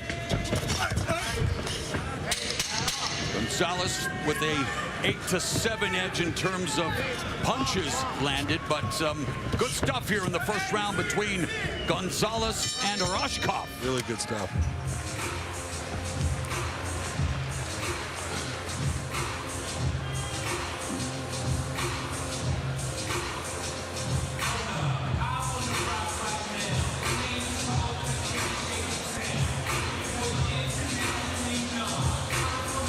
Right? We gave him some loop looks. He's going to be protected high. The same exact footwork, same exact setup, but I want to stick that right cross down the midline, okay? We're getting a little heavy on our front foot, so make sure that back foot's coming along with us. And then when you're on the barriers, feint more, feint more. Good job, coach. He runs his hand, he's take him down sometimes. They're rolling, you see it, put him on his ass. Yeah, head inside single, just make this thing wrestle. You know, you're all there all day. Good. Hey, a little bounce, let him see you bounce it right now. Listen. He goes clear. So clear, guys. Eric Nixick in Max Roshkoff's corner. And Chris Gonzalez, of course, out of Alpha Male and Combat Sports Academy, and Hall of Famer Uriah Faber built that Team Alpha Male, one of the all-time greats in the smaller weight classes, as we begin round number 2.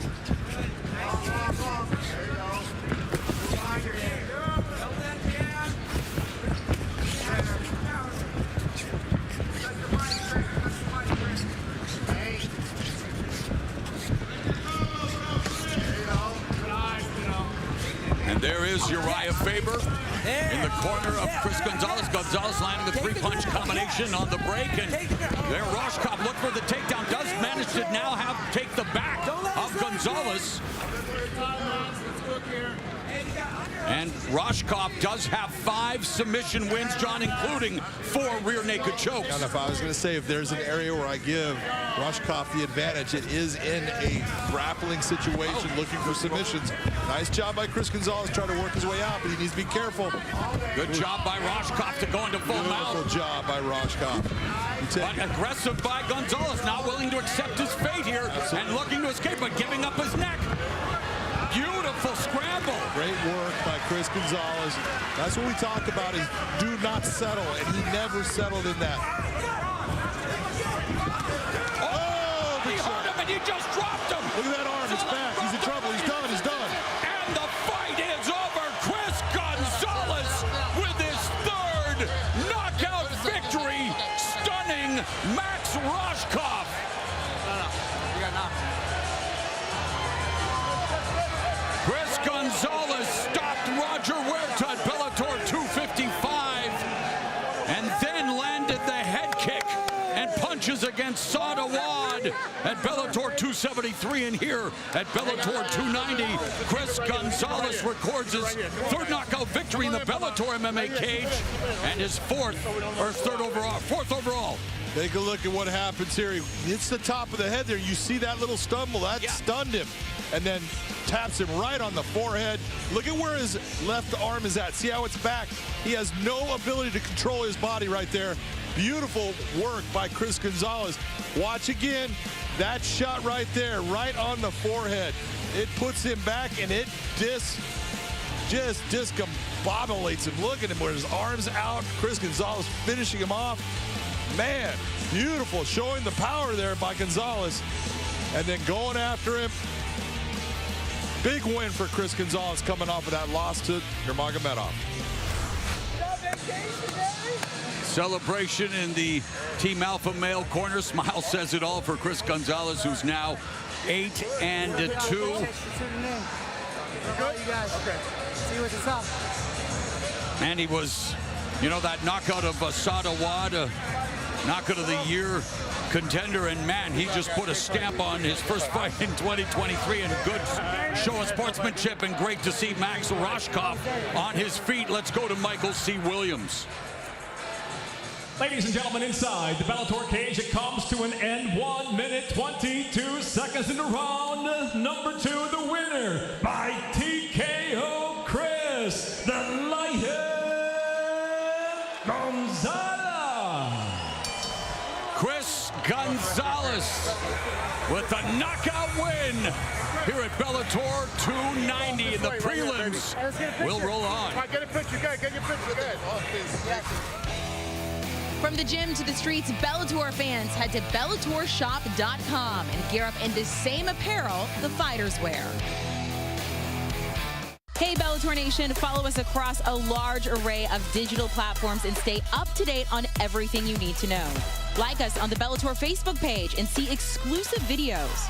Follow us and get instant updates on Twitter at Bellator MMA and get a chance to have your tweet live on the broadcast. See amazing pictures on Instagram at Bellator MMA. Join Bellator Nation today. MMA history will be made with an epic rematch. Heavyweight champ Ryan Darth Bader against the legend Fedor Emelianenko, fighting in his final bout ever. That's the GOAT! Plus, pound-for-pound world top 10 Johnny Eblen defends his title versus number 3 Anatoly Tokov. 2 title fights, 1 can't-miss special event. Bellator MMA, tonight, live on CBS and streaming on Paramount+. Coming up tonight at 9 Eastern, 6 Pacific, Bellator MMA's debut on CBS, and it features the retirement fight for the all-time great Fedor Emelianenko, challenging heavyweight champion Ryan Bader, looking to avenge the loss here in this venue 4 years ago when Bader won the vacant championship. Johnny Eblen defends the middleweight title for the first time against Fedor team member Anatoly Tokov, and things, well, we'll start with a big bang. Saba Omasi, Brennan Ward, they know why they're put on the main card to kick off this landmark event, John. No doubt they know, and they have said we're going to bring it, so we're going to see what happens. It should be explosive. And of course, we say farewell to Fedor, John, and we could talk for hours about all of his accomplishments, but now at 46, looking to, well, better by 3 years what Randy Couture, and that's the one that got away, by the way, for all of us, Fedor and Randy. But Couture was 43 when he won the UFC heavyweight title. Tonight at 46, Fedor looks to retire as the oldest MMA champion in the heavyweight division. And if he does it, it's remarkable, and he's had an unbelievable career. And the way that he's gone about just conducting himself throughout the career, he helped make MMA what it is. Well, speaking of heavyweights, let's take a look at the tail of the tape for our next contest. Number 5 ranked heavyweight contender Steve Mowry, 10-0. He welcomes the undefeated Ali Isaev to Bellator MMA. You can take a look at everything. Giant guys, 6'8", 6'3", all that stuff. 10-0 versus 9-0. Someone's always got to go.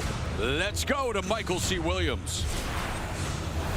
Swallows joining us tonight live in the UK on BBC iPlayer. We welcome you to Inglewood, California, as we get set now here at the prelims to go 3 5-minute rounds in the heavyweight division.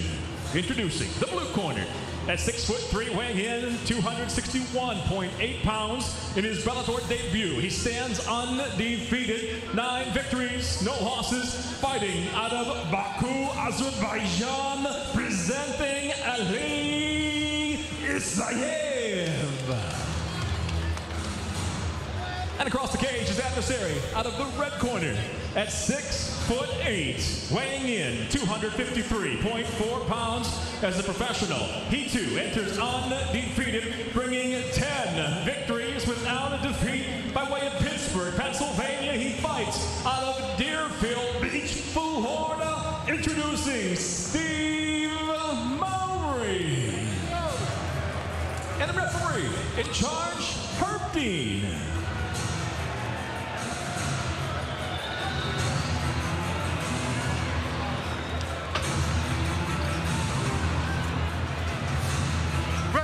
Ready. Let's fight. Bell and round 1.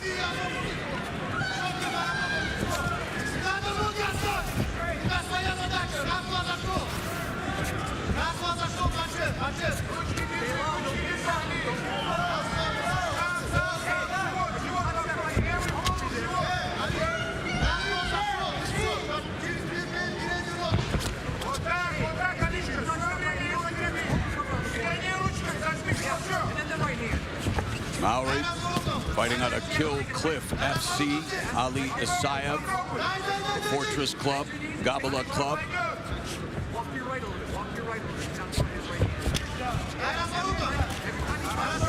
Ali Isaev, an outstanding wrestler, was on the Olympic team. Went to the Olympics as a wrestler, came in 17th. That doesn't mean anything other than you were a phenomenal wrestler to make it to the Olympic Games. He has the advantage in the wrestling. Mowry has the advantage in the submission game. Good right hand by Isaev, who did compete at that 2008 Summer Olympics. And there is the takedown. And this is where Steve Mowry cannot settle in a position like side control or half guard. He has got to get himself at least to a full guard so he can open up his attacks to both sides.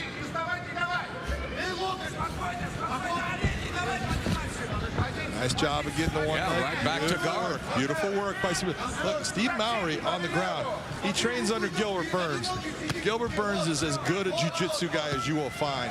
And he is very high on Steve Mowry and what he can do off of his back, which is unusual for a heavyweight. Yep. And one of the things that Steve Mowry normally tries to attempt, he loves the Kimura. Now, the Kimura is a strength maneuver, and so when a guy is fresh, sometimes won't work. But he loves going after the Kimura, and he's been very successful with that submission throughout his career.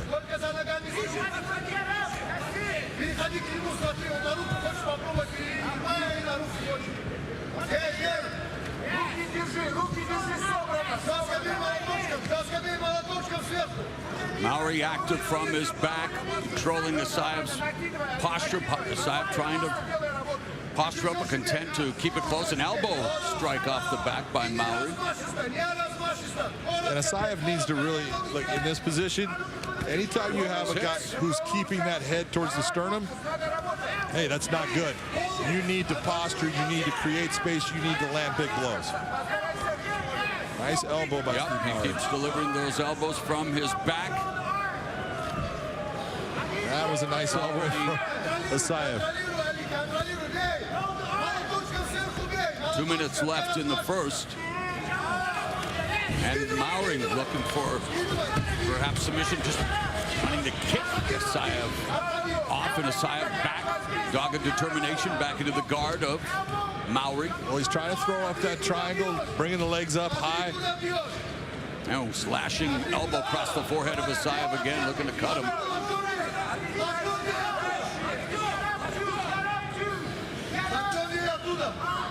And you're looking at what Mowry's doing. Open guard here. He's got the foot on the hip. Flexible 6'8" fighter, Steve Mowry. Well, and that length creates problems for Isaev in that he has got a longer, frame, and it's tough to maneuver within it, and those long limbs are difficult to work within. So I understand why Isaev's having a problem here. He goes that high guard again. Looking for an opportunity to finesse his way to a triangle choke attempt. Now posture by Isaev. He lands an elbow across the face of Mowry. Under a minute remaining in the first round. Mowry really needs, if he's going to go for that triangle more, he really needs to bite down with his legs.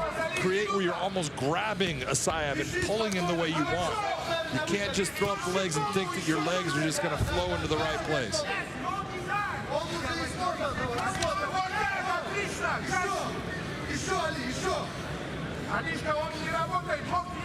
Just over 3 minutes now and counting. Ground control for Ali Isaev here in the first round. But it's Mowry who's been much more active from his back, not only with the guard work, but the striking. Short right hands to the body. Mowry looking for that block. Catch wrestling. Catch wrestling double wrist lock, that's fine. Hey, we just saw Josh Barnett. I got to say this is true. This is true. But you're right.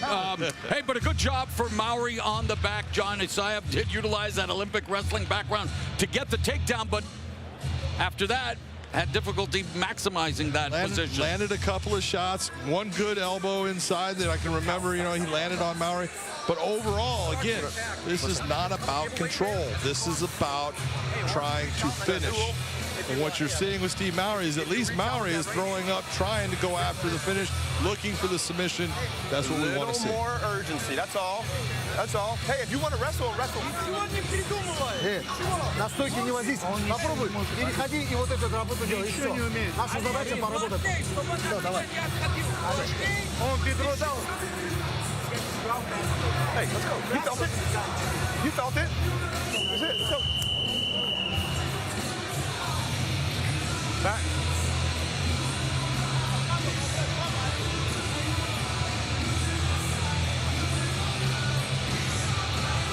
Back, back.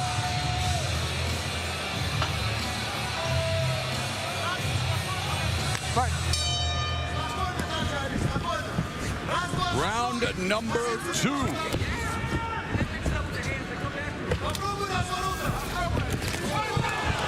Nice job by Isaev. Of course, Mowry had that tech fight as he sneaks in for that single leg, gets him down. Nice work by Mowry. Good escape by Isaev. Mowry went to a no contest with Valentin Moldavsky. And now Mowry's got the hooks in. That was a big mistake. Isaev went for the throw, he missed it. Mowry did a beautiful job Now in the back position. Looking for his first rear naked choke submission, but now just wanting to ground and pound from the back ride. Beautiful. Look where those hips are at for Isaev. He's got to get those legs back underneath him. He's trying. You see Mowry lighting him up. Mowry's mauling him from the back with these short punches. Isaev not defending himself whatsoever. Referee on the verge of stopping this fight. See those legs? He's got that hip control. Those legs. Once those legs are up in the air, he's got nowhere to go. I'll stop it. Referee saying he's going to stop it. Now a triangle choke attempt by Mowry. He's got it. All he's got to do is continue that pressure, force the pressure forward, and if he can come to the side, it's going to create a lot more. Mowry should bring himself to the side. There he goes. That's going to continue to move on that angle. Mowry looking for a second arm triangle choke submission, back to full mount now. Mowry's arm started to get tired there after all that he did, and that's why he moved himself back to the mount position. And has posture, now wanting to drop some elbows to the face of Isaev. It was Isaev with all of that control time, unable to do much from the position. Mowry making the most of his top position time. Absolutely, Mowry's putting on him. He needs to just pick the big shot. Don't worry about all the little ones. Look for the big shot right now. You've done a lot of work. You've gotten yourself in a position where he can't get you out of the mount. He's tired. He's been hurt. Mowry won his first 10 fights, last fight a no contest with Valentin Moldavsky after an accidental eye poke. But in terms of elbows landed, Mowry 16 for 16, 100%. And he wants to eviscerate Isaev with his elbows. Isaev gives up his back again, and now ground and pound continues. Boy, and he didn't just give it up. Mowry did a beautiful job of riding through on that, allowing him to flow underneath him. And here he goes back to it. Triangle. He needs to go off to the side more. Isaev's trying to keep going to the side. If he can get that angle, now he just drops it down. Let that squeeze just continue on. Back in the day, we called that the answering the phone block. He might want to call 911, John, in the position he's in. He needs to call someone because he still has 2 minutes left in this round, Morrow. And he has taken a beating from Steve Mowry.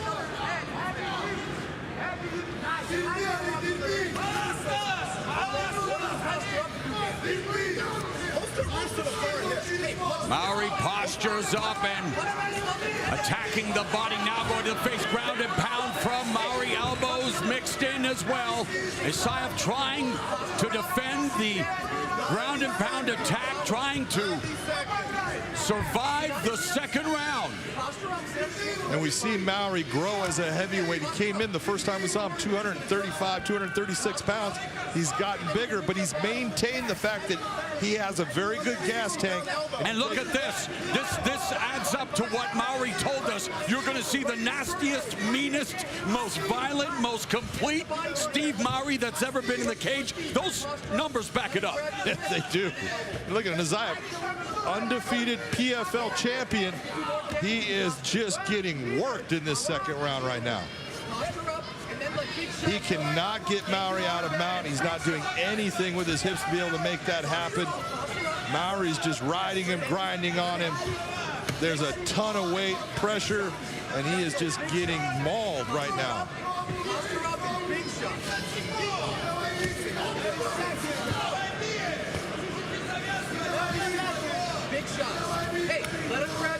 You got to admit, man, Isaev, no quit in him. He is hanging tough in here. He's taking a ton of shots, no quit.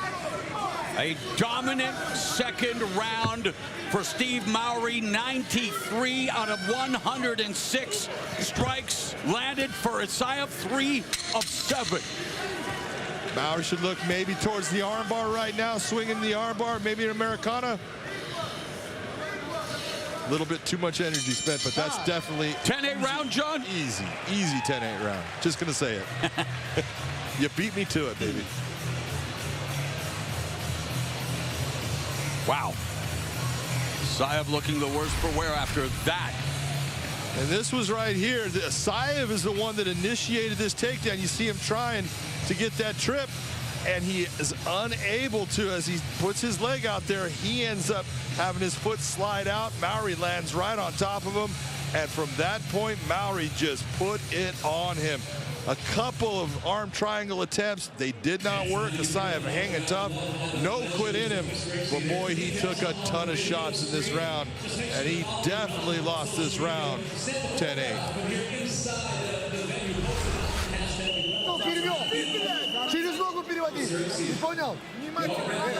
Олег, ты понял? Через ногу переводи.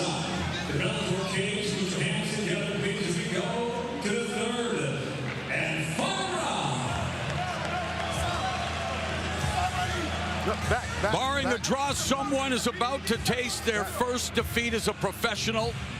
Steve Mowry, 10-0 with 1 no contest. Ali Isaev making his Bellator MMA debut, 9-0. So if you scored the second round 10-8, how do you have it headed into the third frame? Well, you know, you can take a look at it. It's how you looked at the first round, and a lot of people are going to think that Isaev, because he was in the top position, won. But he got the takedown. He didn't land a whole lot of shots. It much more as far as landed shots by Steve Mowry. I think Isaev needs a big old knockout or a submission to get the win here right now. Isaev back against the fence. And you got to an underhook. You got to think, if you're Isaev, now's the time for you to do it. You're coming off that 1 minute break. You got a little bit of gas back in the tank, but it's not going to last long. Knees from Mowry at close range. Maybe an opportunity to do some dirty boxing. At this distance, there's an uppercut by Isaev, a knee from Mowry, and double right hand from Mowry. Level change and the takedown by the Olympic wrestler. And Mowry should not sit here at any point. Don't sit here and take this takedown. Move, make Isaev work, because he's tired already from all the pounding of the second round.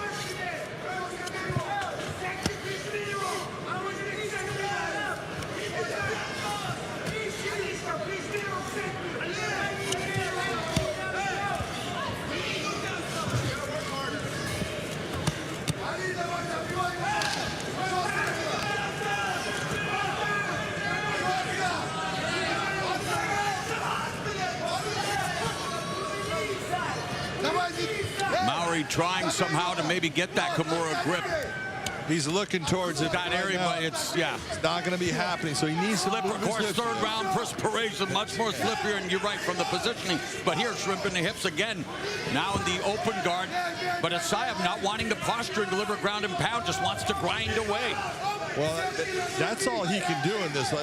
He's not going to get the submission against Mowry unless Mowry gets hurt. So right now, ground and pound. But it should be more ground and pound, I guess, is what I was saying. It needs to be a more violent ground and pound. He needs to posture. And look, at 265 pounds, he can bring a ton of pressure and power down on Mowry, but you've got to create that posture that gives you that room to move like that. Isaev, 4 of his 9 wins have been via knockout, including Jared Roshkoff, the knockout in December 2019. And it's funny because Mowry and Roshkoff have a history together way back in the day. Mowry brought down a team takedown to work with Jared Roshkoff, so some connective tissue there, but that was a long time ago. 2 minutes left here in the fight, not a lot of time, but still enough for both of these fighters to really make a statement. And for Mowry again, at this stage where he's at,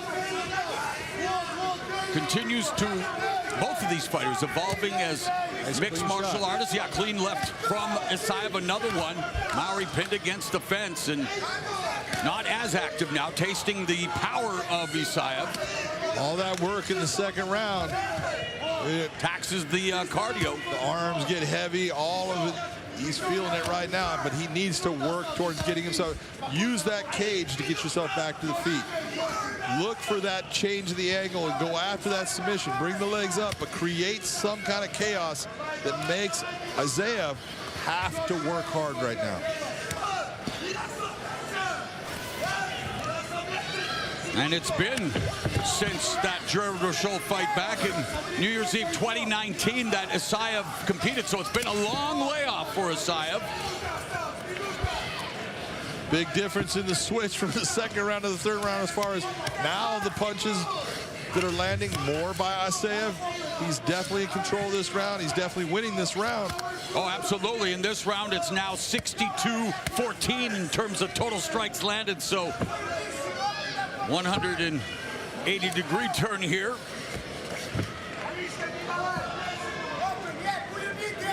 Under 30 seconds left in the fight. You know, Isaev actually showing why he became the champion of the PFL, man. No quit, very tough, and just keeps on grinding. This is the way he does it. Dagestani style of wrestling.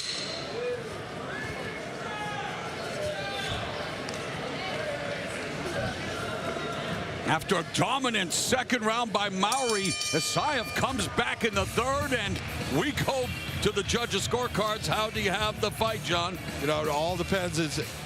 Are they going to go with you on that 10-8? There's no doubt they're going to go on the 10-8 for that. The real question is, how did they go the first round? Because this fight is either going to end with a victory for Steve Mowry, or it might end as a draw. So that whole statement I said. I remember, and well, I said at the beginning, barring a draw, I said. Exactly. Yeah, barring a draw, might be a profit. Someone's might not go, but it's a interesting fight. I mean, you look at the numbers, you look at the momentum, the ebb and flow, how dominant Mowry was in that second, and then in the third, completely different story. Absolutely, and that's what happens when you settle on the bottom in a heavyweight fight. You can't do that.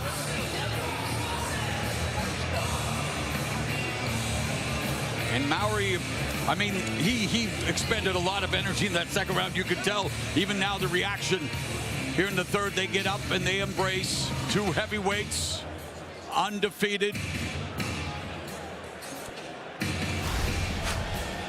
This is what happened at the end of that round. You can see this is the corner of Isaev, and both he's got his corners there. They are not in agreement over something. No, you need to sit down. You commission intervenes. That's the commission inspector coming in between. She's putting herself in a dangerous location.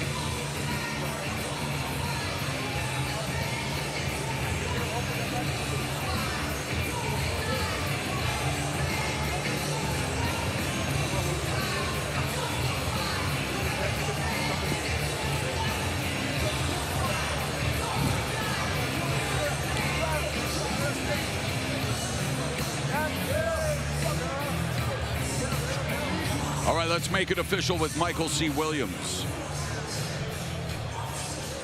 Ladies and gentlemen, all three judges at cageside, Hadi Muhammad Ali, and Chris Crail, and Elliot Kelly, are in agreement and scored the fight exactly the same at 28-28. We have a draw. So the O's didn't go. It is that draw we talked about. Steve Mowry and Ali Isaev go 15 minutes and settle nothing. Absolutely nothing. All right, more prelim action from the Kia Forum in Los Angeles after this. Hey, Bellator Nation, follow us across a large array of digital platforms and stay up to date on everything you need to know. Like us on the Bellator Facebook page and see exclusive videos. Follow us and get instant updates on Twitter at Bellator MMA and get a chance to have your tweet live on the broadcast. See amazing pictures on Instagram at Bellator MMA. Join Bellator Nation today.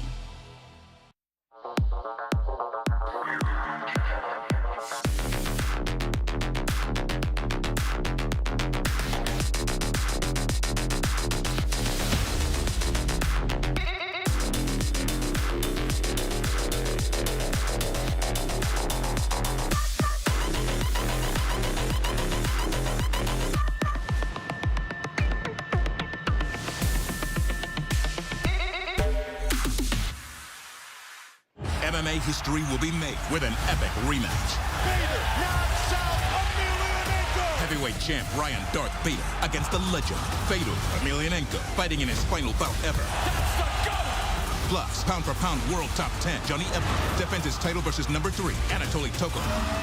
2 title fights, 1 can't-miss special event. Bellator MMA tonight, live on CBS and streaming on Paramount Plus. Time for the tail of the tape for this featherweight fight between Henry Corrales and the undefeated Ahmed Magomedov. Take a look at the age of Henry Corrales, a guy who has been in wars in this cage against a very young upstart in Ahmed Magomedov. Here's Michael C. Williams. Tonight here at the Bellator 290 prelims, we go 3 5-minute rounds in the featherweight division. Introducing the blue corner at 5'8", weighing in 145.2 pounds. His professional record, undefeated, 10 victories, no defeats. Presenting Ahmed Magomedov. And across the cage, his adversary fighting out of the red corner at 5'8", weighing in 145.6 pounds. As a professional, 20 victories with 6 losses. Introducing Henry Corrales. And your referee in charge, Jonathan Romero. Henry Corrales with 4 first-round finishes. His opponent, Ahmed Magomedov, has 3 first-round stoppage wins, including in his last fight when he submitted Kevin Bain via rear naked choke at Bellator 283 last July. First round underway in this contest between 145-pounders. Already fainting is Corrales with the jab and with a nickname. You know, when you're okay, Corrales, you're a gunslinger. That's exactly what he is, John. There's no doubt. Look, the Magomedov camp knows. Look, our route to victory in this, even though our guy likes to stand up and throw his hands, our route to victory is through wrestling, taking Henry Corrales down and taking him out of his game. Front kick to the chest there by Magomedov, but already high fight IQ there by Corrales. Used the jab and then set up that low outside kick to the lead leg of Magomedov, but I love the way he set it up with the jab. Yep. Henry Corrales is a veteran of the sport, I mean, and they don't come any tougher than Henry. Look, Henry gets his teeth taken out before the fight because he lost hockey player. He lost 5 of them when he fought Patricio Pitbull, and from that, I'm sorry, it was Sanchez, and he lost him to Emmanuel Sanchez. Oh yeah, Emmanuel Sanchez. And he gets those teeth taken out for every fight and then put back in. Anybody that can put up with that, that is a dangerous. Yeah, that was a spirited affair. He and Emmanuel Sanchez split decision loss, or a win for Sanchez that back in 2015. So it's been a long time since he's been taking out those teeth. And there you see Magomedov coming in for that takedown. Henry has gotten way better with his defensive wrestling, and we're going to see if he can fight his way through this. But everyone knows if you can get him off of his feet, now he's not as dangerous a fighter. He can't use that power, can't knock you out. And so you're going to see guys going after takedowns with the veracity that you're seeing Magomed go after it. And Magomedov gets the takedown after that tenacious drive, but equally tenacious Corrales to get back on his feet. And the waist lock now employed by Magomedov, looking to take Corrales off his feet again. Mat return by Magomedov.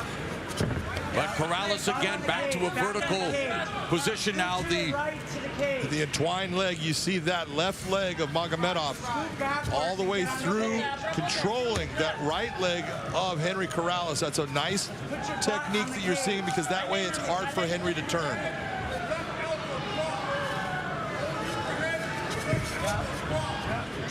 Midway point of the first round, Corrales slipping the way, but then the right uppercut by Magomedov, and instant level change, quick timing, right to the back.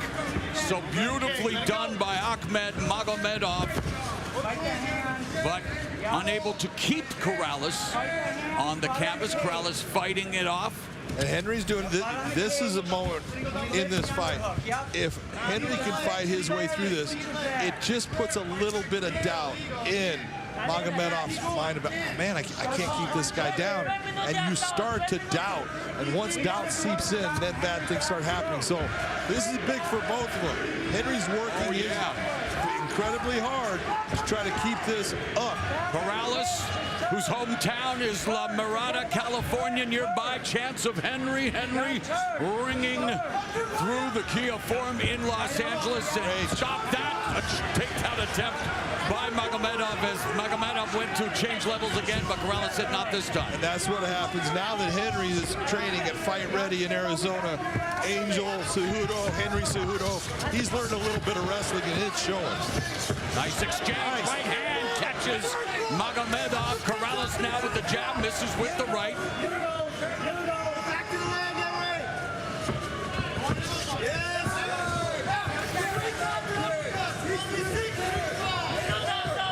Henry needs to get his back off of the cage, though. He's making it too easy for Magomedov to come in and keep him against the cage. They clinch. Overhook by Magomedov. Humbling now along the fence. Oh, and right uppercut, jacking the jaw of Corrales as they created separation. Corrales going to the body with a right hook, but that uppercut found its target. 30 seconds left now in the opening round, and a competitive affair here between Corrales and Magomedov. And Corrales chopping away at the lead leg of Magomedov, checking down. Double jab at the counter by Magomedov. And again, calf kick by Corrales. That calf kick's going to add up. You can see Magomedov in the way he's stepping with that leg.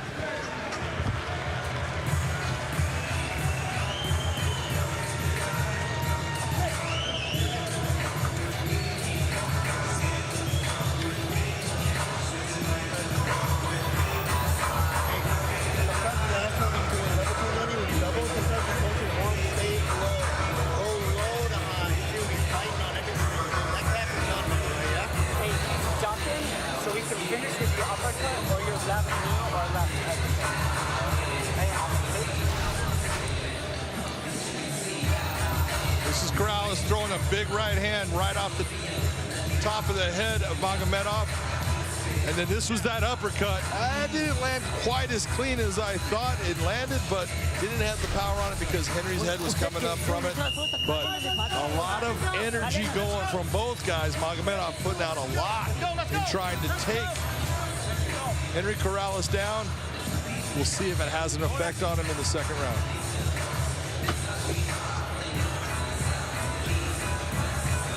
Magomedov built a reputation for dominating his opponents overseas, loves to wrestle and ground and pound, but has had success with the takedown, but not able to keep Corrales down to deliver that patented ground and pound attack. Yeah, he's gotten to that position where he's in tight on him, in deep, and he's done a fantastic job of fighting his way through all of it. Corrales catches the kick and then counters with a right hand upstairs. Jab to the body by Corrales. Body kick, liver kick there by Magomedov, snapping the kick. Corrales needs to go back to that low calf kick. He was successful. And there it is on cue.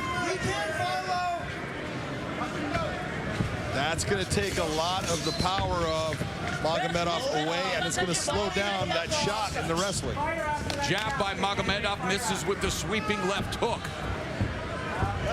Feinting by Corrales. Magomedov able to catch Corrales with the combo.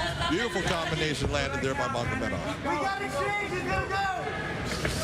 Again, Corrales chopping away at the lead leg of Magomedov, delivering those calf kicks, and Corrales caught that kick momentarily before Magomedov was able to retreat. And I like the way Corrales diversifying his attack, John, making that investment to the body. But oh, there's that uppercut again from Magomedov. He's not leaving his head in the center line. He's got to get that head off the center line when he's throwing. Seems like blood on the forehead of Henry Corrales. Yep. Oh, nice overhand right there lands for Magomedov, flipping Corrales.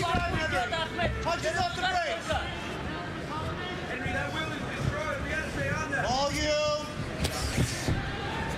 Where's the leg?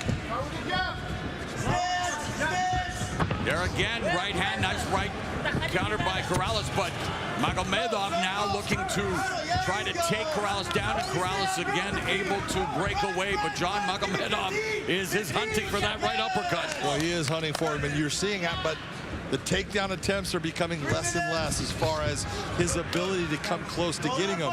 It's starting to really slow down, and that's all due to all the work that Henry Corrales did in stopping it in the first round, that low calf kick. All these things add up as the time in the fight goes on.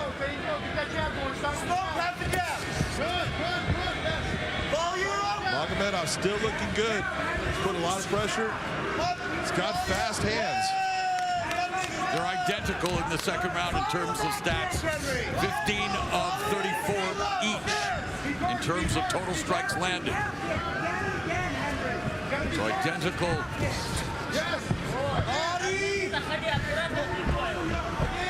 Jab from Magomedov. Henry needs to continue to go to the body. Volume, Henry. Yes.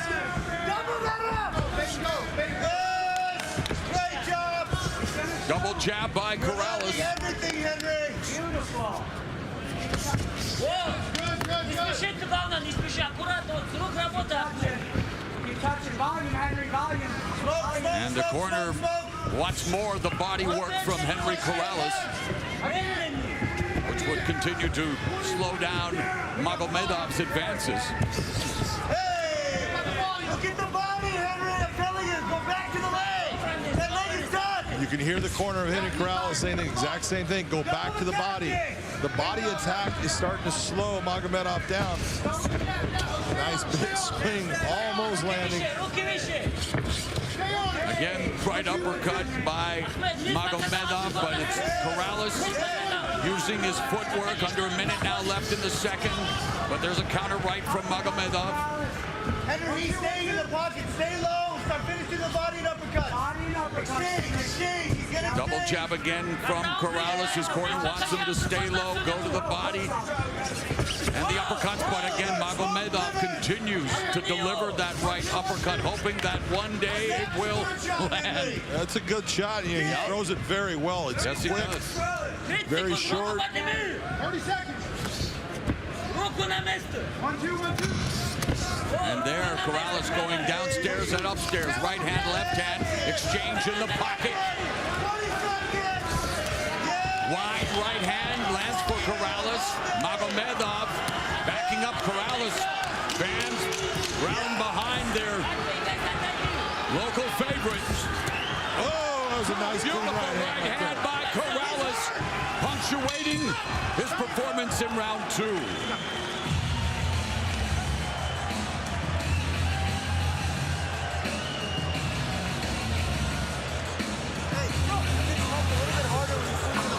That leg is fucking gone, dude.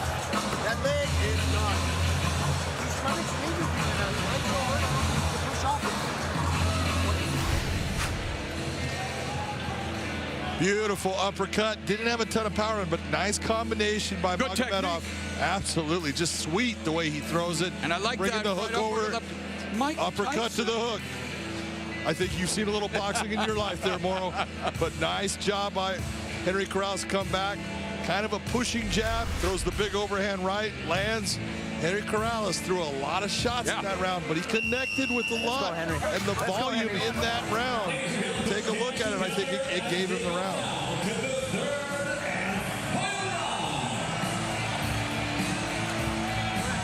Eddie Chan, Corrales' corner says that Magomedov's lead leg is ready to go. He wants him to continue to attack it with the calf kick.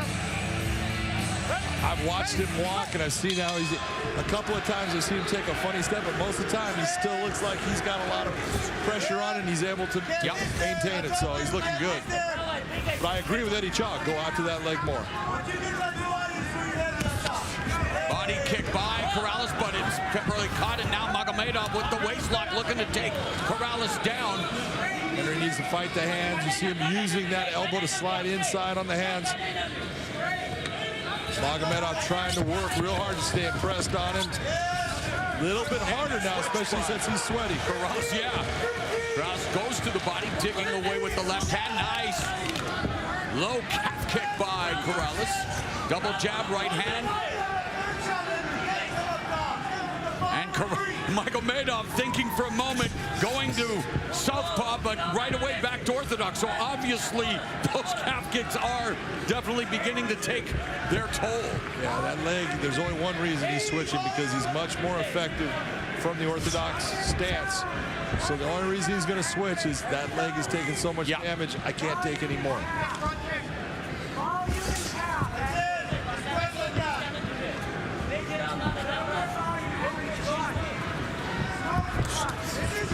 Very close fight. Both guys really showing moments where it looks like they're taking over. There's that calf kick again. Man, Magomedov is tough because that thing has been landing all night long for Henry Corrales.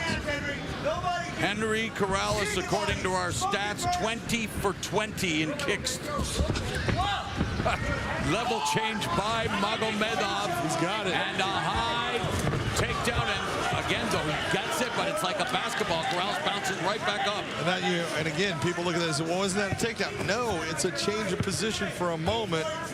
Magomedov has the ability to possibly make it happen, but it's not happening. Good takedown defense by Corrales. Henry Corrales' wrestling has improved so much because we know that Magomedov is a very good wrestler. And you talked about why the Cejudo brothers, Henry Cejudo's gym in Scottsdale, Arizona, fight ready.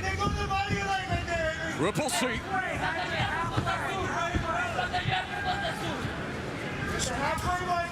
There's a inside low kick by Magomedov, more of a rangefinder, it seems, and really done with damage.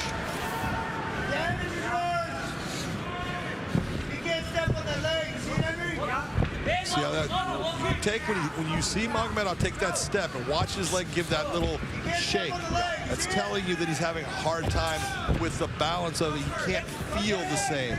He doesn't have that same sensation that tells him how much pressure is on that leg.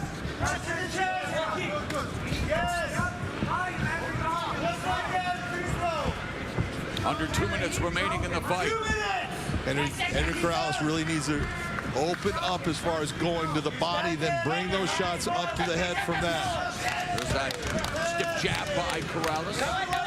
Magomedov leads with the left hook, curls it behind Corrales' guard. There's a nice 1-2 by Magomedov, but then he got countered by the right from Corrales, buckled Magomedov, and then attacked the leg again with that low calf kick. And so you look at both of those series right there, who got the worst of it? When you look at it more, you got to say Magomedov probably got the worst of it. Again, Corrales leads with the jab, double jab, keeping Magomedov at the end of his punches right now with just over a minute left in the fight. This is as good as Henry Corrales has looked in a long time, because we know how good Ahmed Magomedov is. We know what kind of fighter he is, undefeated, and man, Henry Corrales is putting on an outstanding fight right now against him. Very patient, composed, listening to his corner. Breaking down Ahmed Magomedov, beginning again with the attack to the foundation, the lead leg with those cavalcade of calf kicks as just over 30 seconds now remain in this featherweight fight. Magomedov now becoming a little desperate, looking for the takedown. Also becoming a southpaw fighter there. Again, yep. A beautiful double jab from the body right to the head by Corrales. And see how it's just taking away the balance.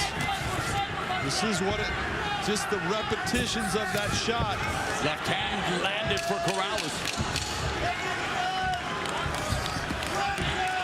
Solid scrap here between Corrales and Magomedov, and Henry Corrales with a terrific performance here tonight. Will he be the first to hand Ahmed Magomedov a loss? How do you see it, John? I tell you right now, I see Henry Corrales getting a win in this one. I had it 29-28. Henry Corrales put on a beautiful performance. You take a look at those last 2 rounds, more volume, more strikes landed, more effective. Amazing, amazing. Third, maybe even the first, to be honest with you. Every time you touch that body, notice how it's going backwards? I wanted it a little bit more. Oh, dude, that's all hard as it is. On the third, all hard. You can see in the replay here, this is that knockdown Beautiful shot, but it's the clash of heads right there that kind of puts Magomedov in that position where his leg hits the ground. But Corrales, that calf kick throughout the fight, first, second, third round, was just money, and it took away the balance of Magomedov throughout the end of this fight. This was what doing work and damage throughout a fight will do. It will get you that win. I think that Henry Corrales deserves that win.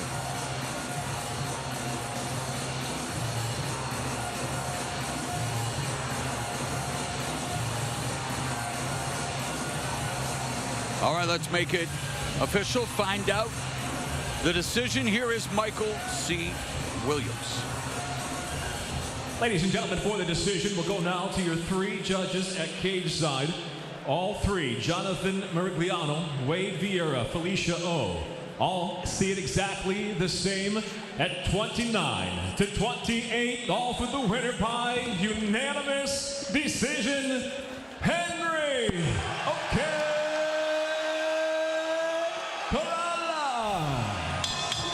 Corrales becomes the first person to defeat Ahmed Magomedov. Corrales has now won 3 straight as we go back to the fight desk and Amanda Guerra. Moro, thank you. What a great night it's been so far. We're just about 45 minutes away from our main card. And Josh, it was 4 years ago in this building that Ryan Bader knocked out Fedor in just 35 seconds. Now, before he retired, which of course Fedor is doing tonight, this is a fight he wanted back. But let's start with Ryan Bader. He cannot expect this to be the same fight as it was 4 years ago. Yeah, absolutely not. You should expect to see Fedor come out with a little extra oomph tonight, knowing that it's his last fight. Also, just trying to get it back. Now, there's not much we can take away, though, from that fight. 35 seconds is not a long time. Now, I know we spend 8 weeks training for fighters when we get in there and step in there in the cage, but 35 seconds is not enough time for either fighter to really walk away from that. But when you look at Ryan Bader, he went from heavyweight, then to 205, to fight Nemkov, then came back up to defend his heavyweight title against Moldavsky. I feel like he is a way better fighter in the heavyweight division, and look for him to continue this winning strategy against Fedor tonight. He is a better fighter in the heavyweight division. Fedor is the greatest heavyweight of all time. We're going to talk about that tonight. But look, he is 46 years old. He's still fast. He's okay off his back. He's pretty good off his back. How does he try to change what happened the first time around against Bader? At this stage in your career, you're not trying to change anything. Trying to make it through. Let's get through tonight. Be honest. But what he has is knockout power, and you can see right there, he's got it going backwards. What he does very well, and he's always done this well, is he steps offline as you approach and step in, and he lands the big shots and puts you to sleep. Against Chael Sonnen, he actually just bombarded Chael with big striking, and he understood that Chael wasn't a fighter that really liked to get hit. But against Quinton Jackson, this was something he just stepped right in, landed the shot right on the top of the forehead, which is normally not the sweet spot. But when he fought Tim Johnson, he found the sweet spot. And that sweet spot was right on the chin, and he hit it with a great 3-punch combination, slipped off the offline, and landed his shots. I'm telling you, since the Ryan Bader first fight, he seems like he is getting a little bit better and understanding his distance a little bit more, and he's getting back into the groove of the winning streak. Look at how fast Fedor was in that. Okay. At the end of this, he's so serious all the time. You posted a rare picture of a smile from Fedor. Do we see Fedor smile at least once tonight? I posted a picture of a Seneca white deer, and that's like a very rare deer that you can see. I said, look, the next slide over is a very rare photo of Fedor smiling. But I expect to see him smiling tonight because he's relieved, I think, that this is all coming to a close. What a special night we have ahead of us. Moro, back down to you. All right, thank you very much. It's going to be Lorenz Larkin and Mohamed Biramov running it back after their first meeting ended in no contest after Larkin threw an illegal elbow. Let's go to the tail of the tape. Look, the real thing here is Larkin is an unbelievable fighter at 24-7 with a lot more experience than the 14-0 Biramov. But this is a rematch that needed to happen, and it's going to be special. Let's go to Michael C. Williams. Tonight here at Bellator 290, the prelims now feature a rematch at welterweight, scheduled for 3 5-minute rounds. Introducing first the blue corner at 6 foot, weighing in 171 pounds even. The undefeated professional enters with 14 wins, no losses. Presenting Mohamed Biramov. And across the cage, his adversary out of the red corner at 5'11", weighing in 171 pounds. The former Bellator title challenger brings 24 victories, 7 defeats. Introducing Lorenz, the Monster Larkin. And your referee in charge, Rafael Davis.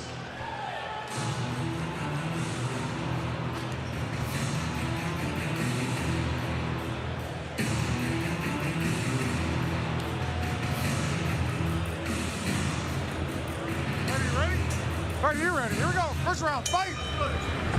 Well, and round one between Larkin, who's been doing some of the best work of his career, was on a big winning streak by 6-0 with 1 no contest in his last 7, with again the NC against his opponent here tonight. And Biramov, of course, he's still undefeated at 14-0 with 1 no contest. Well, like Lorenz Larkin in that first fight, if you were looking at who was the guy that was actually doing the better work, it was Lorenz Larkin. He was starting to get into a comfort zone. There was what they called an illegal strike. The end of the fight happens. But I'm glad they put it back together, because Biramov has a lot to prove in this fight. And Lorenz Larkin is not an easy person to fight. First off, it's very difficult to take down, and his speed and the accuracy of his shots is amazing. They're exchanging hard calf kicks, and there's a overhand left by Biramov, closing the distance, and nice short right from the southpaw Larkin. A minute gone here in the opening round.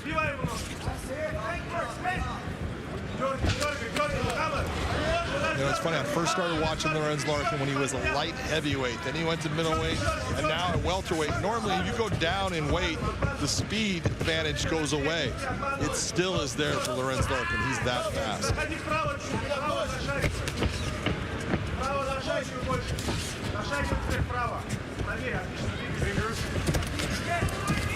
Oh, what a right hand by Biramov. That was a clubbing forearm. You're right. Right by Larkin. Mamma mia! One hitter quitter.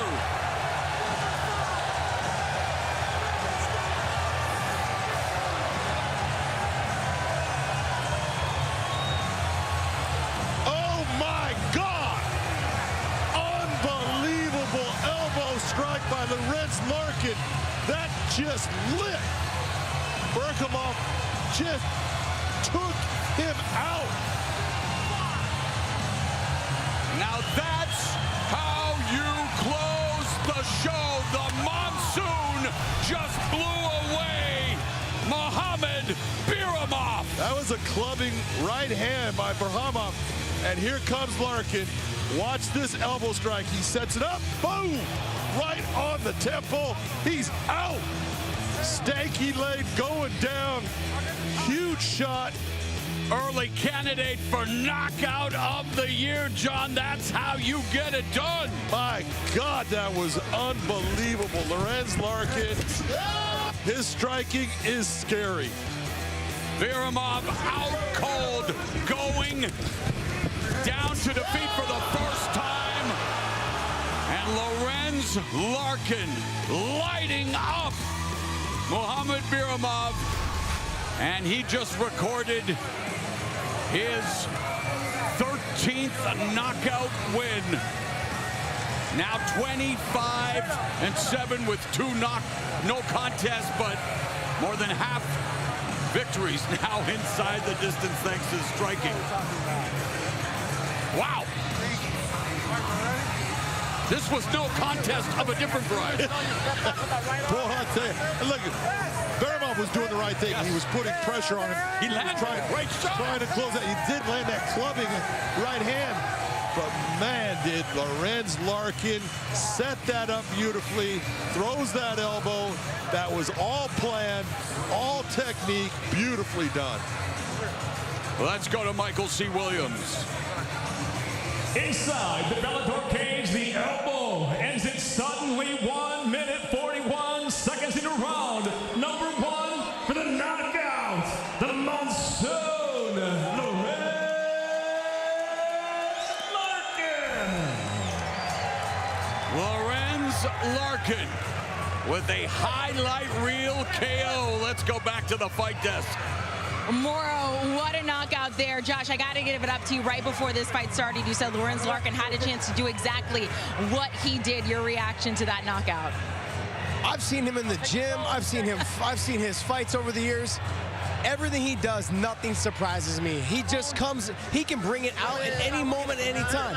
Now, tonight, that was just spectacular because the timing, the way he set it up, he gave a little bit of a bump and then stepped away, and beautiful elbow right out of that clinch right here. Bink, right across the temple.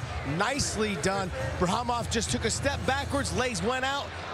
Face down. And as Big John said, that stanky leg going down. I love that we are ending on that note because that is setting up perfectly for what we can expect on our main card tonight on CBS. Let's take a look at the fight card as we are getting closer. Of course, headlining the event, Fedor retiring in a rematch with Naaman Gracie. But kicking off our fight, you can expect more of what you just saw in the cage there between Sabah Homasi and Brennan Ward. Talk to us about that fight because it's kicking everything off, and we are so excited about that fight, Josh. Yeah, I'm excited because you want to know why? They're excited. They know what they're being brought on to CBS for the first time, and they're going to be the first fight to represent Bellator on CBS. And they understand what's at stake. They're out here to put on a show, and they both love to do that. When two fighters love fighting, this is what you're going to get. That is kicking off the night. Of course, we have middleweight world championship between Johnny Eblen. He has taken this division by storm.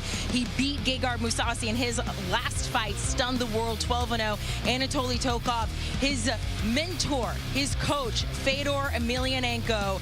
And of course, that is the reason we are all here, because Fedor retiring tonight after more than 20 years in the cage. Josh, really quickly, talk to us about Fedor, Ryan Bader, and mainly Fedor, because this is such a huge chapter coming to a close tonight. Yeah, for the sport, for other fighters, that's why there's going to be legends upon legends coming tonight just to watch him fight. Fighters that he had fought, fighters that he didn't fight, they just admired him, looked up to him. He is kind of that last leg of a legacy and of an era that helped build this sport. And to see him go is going to be a very sad thing tonight. We're going to pause right now because we've had fireworks here. We're going to get ready for our show on CBS. We'll see you there at 6 Pacific. That is it. I'm working on these time zones, 9 Eastern there. But we do want to mention we have more bonus coverage after the show is done. Make sure to go to Bellator YouTube. Follow Bellator YouTube for more bonus coverage, more fights, including Naaman Gracie stepping into the cage after the show on CBS. We'll see you in just a few minutes.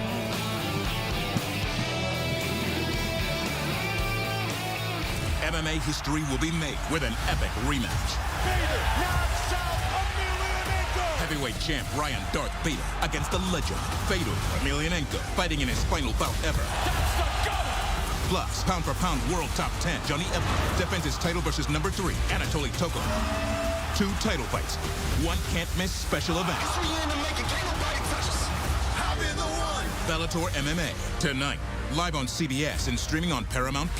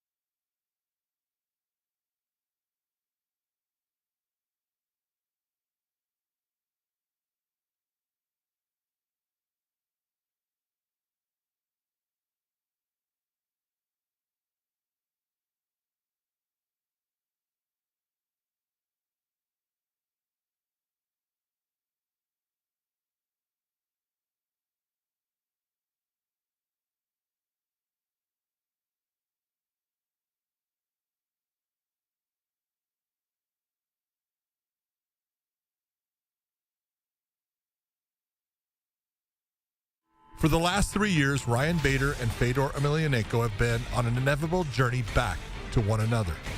2 of the most distinguished heavyweights to ever grace MMA. The embodiment of conflicting generations of fighting will converge for one final showdown. Win, lose, or draw, this will be the last stand of the last emperor, as Fedor looks to bow out from his beloved sport as the heavyweight champion of the world. Any fight with Fedor is a big fight, and if it's his retirement fight, even bigger. Can Fedor round off his illustrious career with one final feather in his cap, or will Ryan Bader once again prove that even legends can be conquered? This is Bellator 290, Crossroads, Bader versus Fedor 2. In early 2017, Bellator MMA president Scott Coker would make one of the biggest free agent signings in the promotion's history, securing the signature of the man considered by many to be the greatest heavyweight fighter of all time, Fedor Emelianenko. Fedor would then make his Bellator debut at a location fit for an emperor, the iconic Madison Square Garden in New York City. Despite fervent expectations, it was far from a dream start for Fedor. Losing to Matt Mitrione after both Fedor and Mitrione dropped each other simultaneously in a shocking moment. Oh, they both double knockdown. Fedor Emelianenko turned, and just like Dan Henderson did, it's over. It's over. Mamma mia. What Our kingdom falls. Our kingdom falls. The MSG event will be remembered for more than just the debut of Fedor, as the occasion also marked the first time we saw Ryan Bader enter the Bellator cage. The Arizona native would defeat Mr. Wonderful Phil Davis by split decision to claim the light heavyweight championship, his first major world title.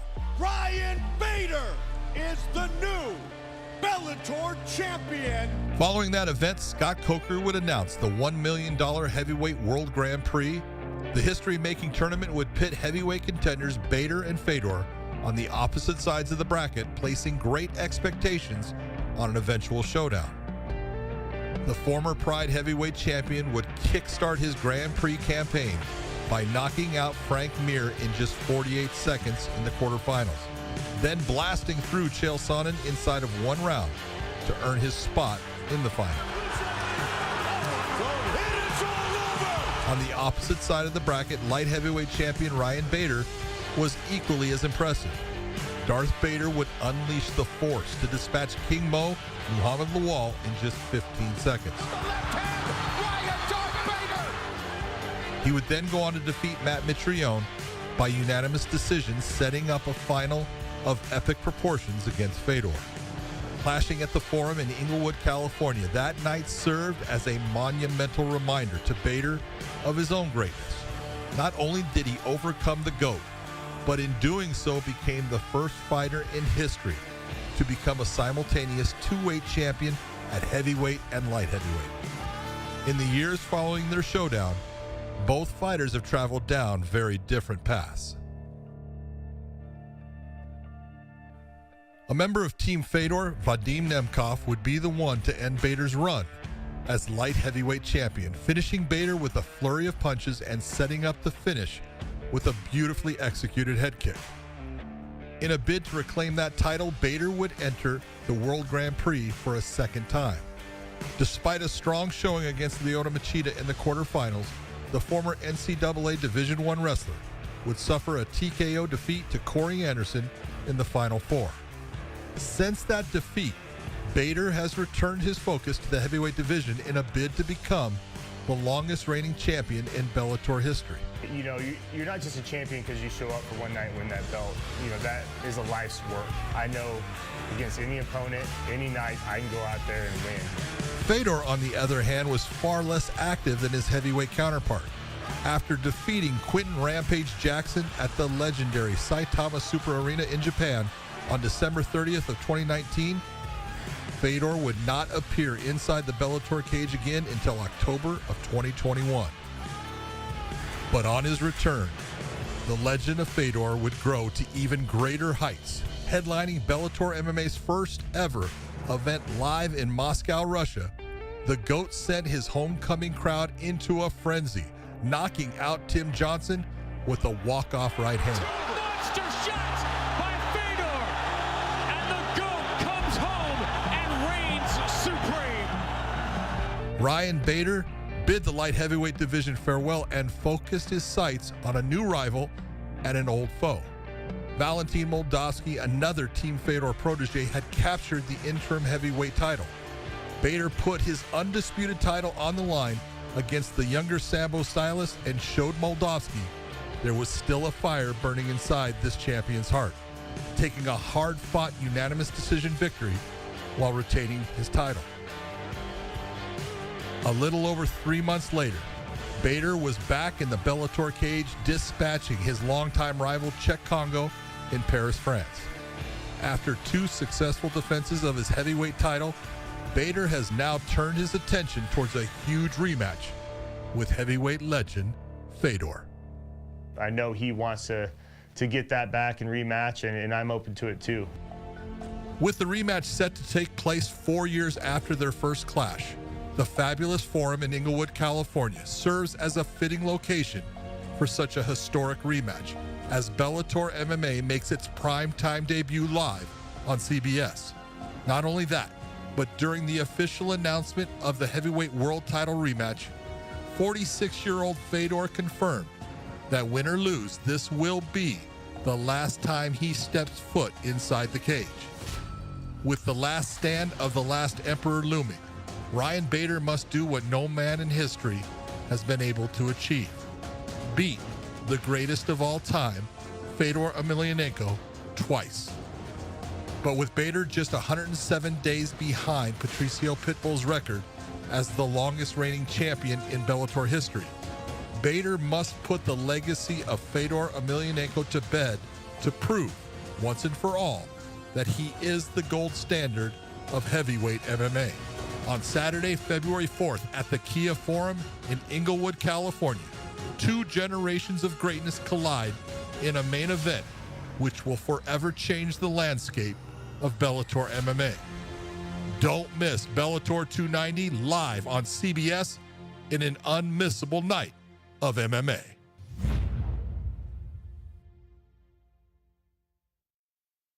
Some say the chase is better than the catch. For middleweight Johnny Eblen, after 3 long years working his way up the Bellator ranks, he finally achieved the ultimate goal. Overlooked and underappreciated, Eblen proved the doubters wrong with one of the most definitive championship-winning performances ever seen. I want everybody to know I'm the next thing, bro. It's a new era. New era. But now he must face a man whose journey to the top was halted through circumstance. Out of the shadows emerges a new challenger in Anatoly Tokov, a fighter who many say would already be the champion had he not been forced onto the sidelines.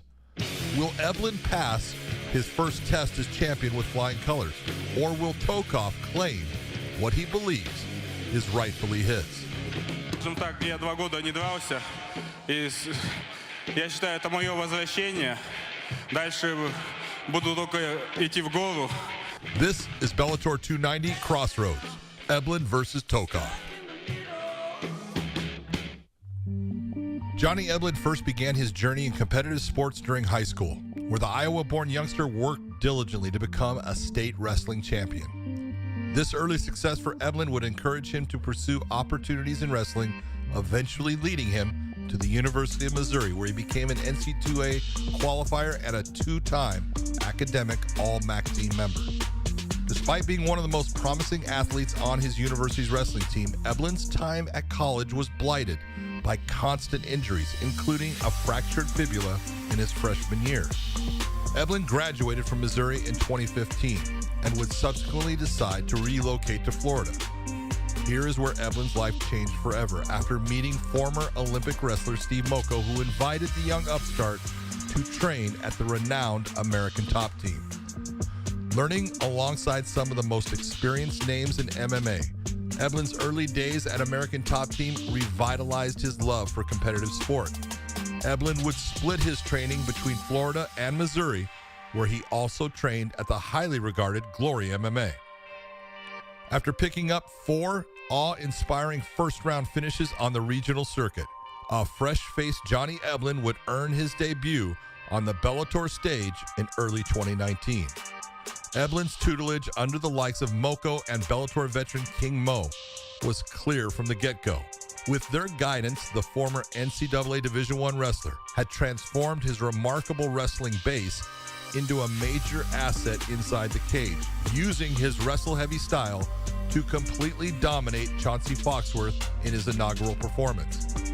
After such a skillful debut, it became immediately clear that Eblen had all the makings of a future world champion. Still undefeated, Johnny Eblen. On that very same night, 29-fight veteran Anatoly Tokov would compete inside the Bellator cage for the fourth time, submitting the ultra-tough Gerald Harris with a second-round guillotine choke. Tokov was a major prospect in the middleweight division, with his rise up the ranks bolstered by coach and mentor Fedor Emelianenko. Under the guidance of one of the greatest names in MMA history, Tokov would instantly flourish, picking up 7 stoppages in his first 2 years of competition.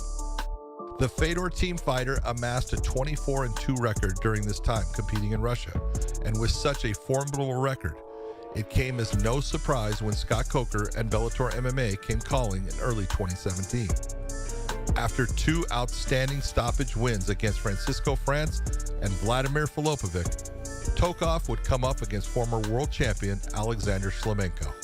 In what was expected to be the Russian fighter's toughest challenge yet, Tokov established exactly why he was regarded as one of the biggest prospects in MMA, dominating Shlemenko to win by unanimous decision. Anatoly Tokov. Both Tokov and Eblen would once again compete during the same event in October of 2019 as their rise up the middleweight ranks continued in parallel. Eblen would once again demonstrate his ever-improving technique, defeating Mauricio Alonso by unanimous decision. For Tokov, however, despite an emphatic TKO stoppage over Hracho Darpinian, his momentum as a top contender would be derailed due to a forced 2-year hiatus. Whilst the Russian brawler looked on from the sidelines, the accelerated ascent of Eblen proceeded with near unstoppable velocity. Eblen would win his next 4 fights with almost definitive ease, which included spectacular stoppages over Daniel Madrid and Colin Huckbody. Thanks to his now newly established fistic ferocity, Eblen would earn the moniker of the human cheat code, further exemplifying his unwavering status as a top title contender. It was confirmed that with one more victory, the ATT fighter would earn a shot at middleweight world champion Gegard Mousasi, but standing in his way was one of the grittiest fighters in the 185-pound division, John Salter. Salter may have been the more experienced fighter against Eblen, but that certainly didn't dampen the spirits of the human cheat code. If anything, it spurred him on for one of the greatest performances of his career. Eblen's approach to the fight could be described as near perfect, as he fought his way to a unanimous decision victory, and with it, a chance at world title glory. People look good knocking out unknown names, and then you have to knock out big names. Leading into his middleweight championship opportunity, many of the critics had written off Eblen's chances against the highly regarded Mousasi. Mousasi, a Grand Slam champion in his own right, had just beaten 4 of the top middleweight fighters in the world, and more often than not, made it look easy. It's because of this that he entered the fight with overwhelming confidence, which perhaps would hasten his downfall. I know Gegard was asked who I was, and he had no idea. Trust me, he knows who I am now. Eblen, on the other hand, motivated by Mousasi's disregard, was totally focused on proving the naysayers wrong and claiming his rightful place at the top of the middleweight division. Lighting a fire under Eblen, many anticipated he would give the fight his all, but the way it played out, no one could have expected. In what can only be described as a true coming-of-age moment, Eblen disrupted Mousasi from the first bell, using his far superior wrestling and massively improved striking for one of the most dominant championship performances in Bellator history. After 5 rounds of total and utter domination, the judges awarded a sweeping victory for Eblen with 3 50-45 shutout scores, ushering in a brand new era for the middleweight division.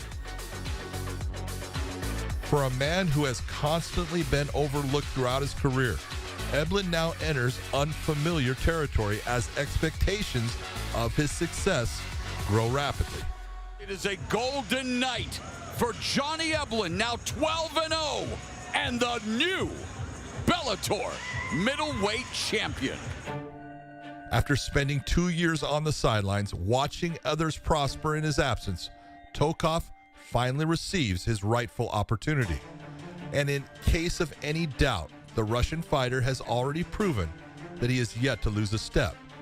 Since his return in October of 2021, Tokov has secured back-to-back victories over highly regarded opponents, beating Sharaf Davlamuradov in his return bout and then quickly finishing Muhammad Abdullah in the very first round. On Saturday, February 4th in Inglewood, California, two of the 185-pound division's top grapplers will collide. Under the bright lights of the Kia Forum, we will find out whether Johnny Eblen is truly one of the best middleweights of his era. But to do so, he must defeat a resolute Anatoly Tokov, a man who has never tasted defeat in the Bellator cage, a hungry fighter who many consider the champion in waiting before his lengthy absence. Only one can leave Bellator 290 as world champion.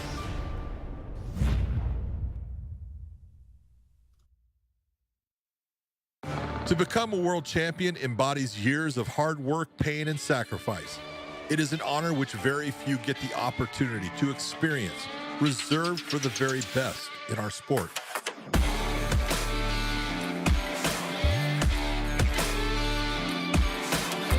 To reach the pinnacle of our sport is a great challenge, but to remain there is even greater. This year in Bellator MMA, 6 new world champions were crowned, whilst 4 champions successfully defended their crowns, adding another notch to their growing legacy. As we enter the new year, we look back at the major moments of 2022 and the journeys our champions have taken on their road to glory. This is Bellator Champions 2022, a year in review.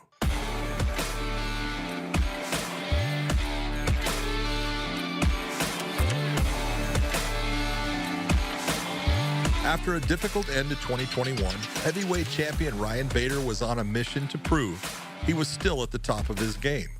The former NCAA Division I wrestler would kick off the year with a title unification bout against interim heavyweight champion Valentin Moldavsky. There were high expectations for Moldavsky to usher in a new era for the heavyweight division. Bader, though, had other plans. At Bellator 273, Bader would show exactly why he is one of the most feared wrestlers in all of Bellator when he completely disarmed Moldavsky in a 5-round clinic en route to a unanimous decision victory. And still, the undisputed Bellator heavyweight world champion, Ryan. Bader would then get the opportunity to put an end to his long-standing rivalry with Czech Congo in the Frenchman's backyard of Paris, France. Back in 2019, the pair's first encounter would end in a no contest after an alleged eye poke from Bader, something which the champ vehemently denied. The fight was not going well for him, and that happened, and that is a perfect time to take away up. But there would be no controversy in the City of Lights, as Bader once again utilized his wrestling prowess to cruise to unanimous decision victory, becoming the first heavyweight champion to successfully defend their title for a second time.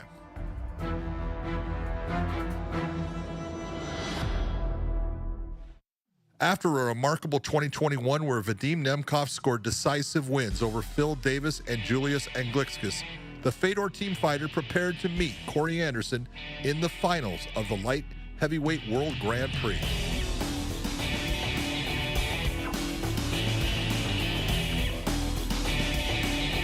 An accidental clash of heads in the 3rd round caused a bad cut over Nemkov's left eye, a wound which referee Frank Trigg deemed too severe to allow the fight to continue. No contest? He retains the belt. The tournament is not done. a tournament has to be played, yeah. That's how it works. Despite the odds swinging in overtime's favor for the rematch, the former combat Sambo champion would show exactly why he was considered the best light heavyweight on the planet at the time. Nemkov would utilize his Sambo background, stuffing all 15 takedown attempts from the challenger and ultimately dominating the fight to claim the unanimous decision win, the World Grand Prix light heavyweight title, and a check for a cool $1 million.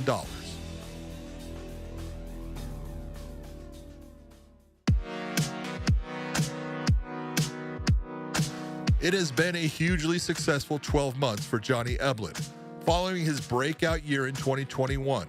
His run of 6 consecutive Bellator wins earned the human cheat code a #1 contender eliminator fight with top-ranked middleweight John Salter in early March. The fight would be a complete shutout for Eblen, who executed his wrestling perfectly to win the fight 30-27 on all 3 of the judges' scorecards. What is it that you want? Hey man, Mousasi said he didn't know who the was. I'm right here, dog. I'm ready to take your old I'm a young Let's get up in here and let's make that fight happen. Eblen and champ Gegard Mousasi would eventually clash in June.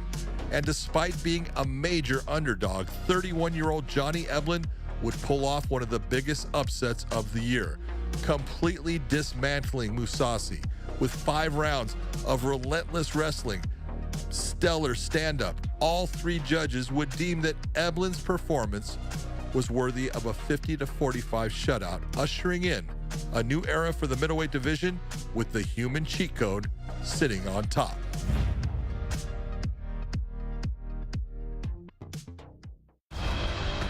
As the new year of Bellator MMA approaches, we continue our look back at the biggest championship stories of 2022.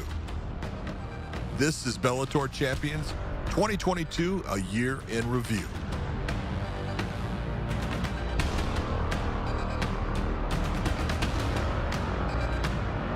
For the first portion of the year, the fate of the welterweight championship faced massive uncertainty, with undefeated champion Yaroslav Amosov out of action while defending his country of Ukraine.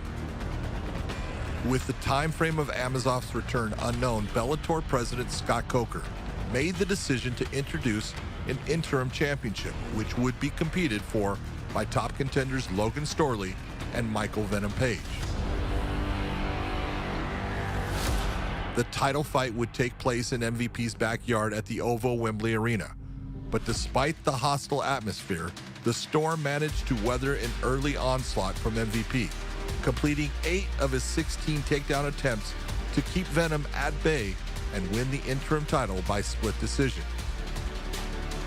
Now, on February 25th in Dublin, Ireland, Logan Storley not only gets a chance of winning the undisputed welterweight title, but a chance of avenging the only loss on his record, a split decision loss to the undefeated Yaroslav Amosov. 2022 ushered in the era of the new Eagles, with Khabib Nurmagomedov fully embracing his role of head coach, taking the mantle from his late father, Abdulmanap. With Khabib at the helm, several of his fighters saw major breakthroughs across the globe, including cousin Usman Nurmagomedov. After winning 3 straight in 2021, Usman carried his impeccable form into 2022, effortlessly dispatching of opponent Chris Gonzalez in under 3 minutes. Taken down by Nurmagomedov. Beautiful trip. He's locking up a front choke on him. And there it is! Mamma mia! Usman Nurmagomedov getting it done! A masterful front choke from Usman saw him climb to 15-0 and earn himself a lightweight world title fight against Patricky Pitbull. The fight saw a clash of 2 generations. Patricky had been competing at the highest level in the Bellator cage for over a decade and finally won the elusive world title in the late 2021. 11 years in the Bellator cage, and he has brought the Pitbull brothers back to the top of the mountain. In spite of this experience, it would be the man 12 years his junior who would secure the win. A masterfully executed game plan from the Nurmagomedov camp saw Usman outstrike, outwrestle, and simply outfight Pitbull over 5 rounds to claim the unanimous decision and become the youngest fighter in Bellator history to win the lightweight championship. The GOAT of Bellator MMA, Patricio Pitbull, rebounded from a frustrating 2021 to show the world why, once again, he is so revered. After his defeat to AJ McKee in the $1 million Bellator Featherweight World Grand Prix Finals, Pitbull returned to Pitbull Brothers headquarters with one goal in mind: reclaim what he felt was rightfully his.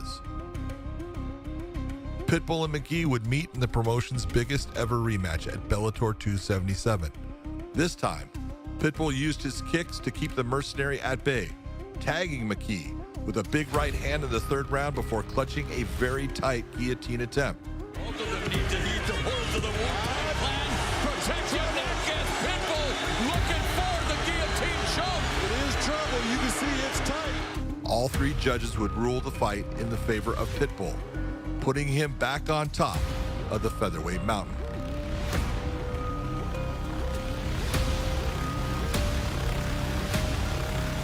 The 35-year-old would fight once more before the year's end, clashing with the highly touted Adam Boric. Despite high expectations for the kid, the ultra-confident Pitbull would exhibit his superior experience and strength to systematically defeat Boric over 25 minutes and retain his title once again.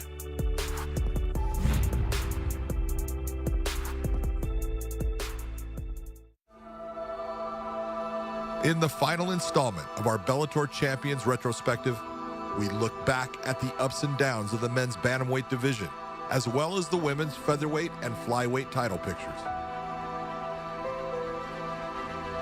This is Bellator Champions 2022, a year in review.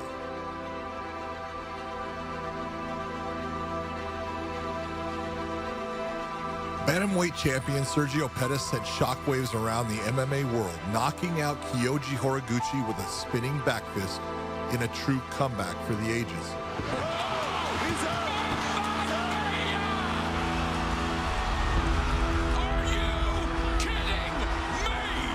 Pettis was set to defend his world title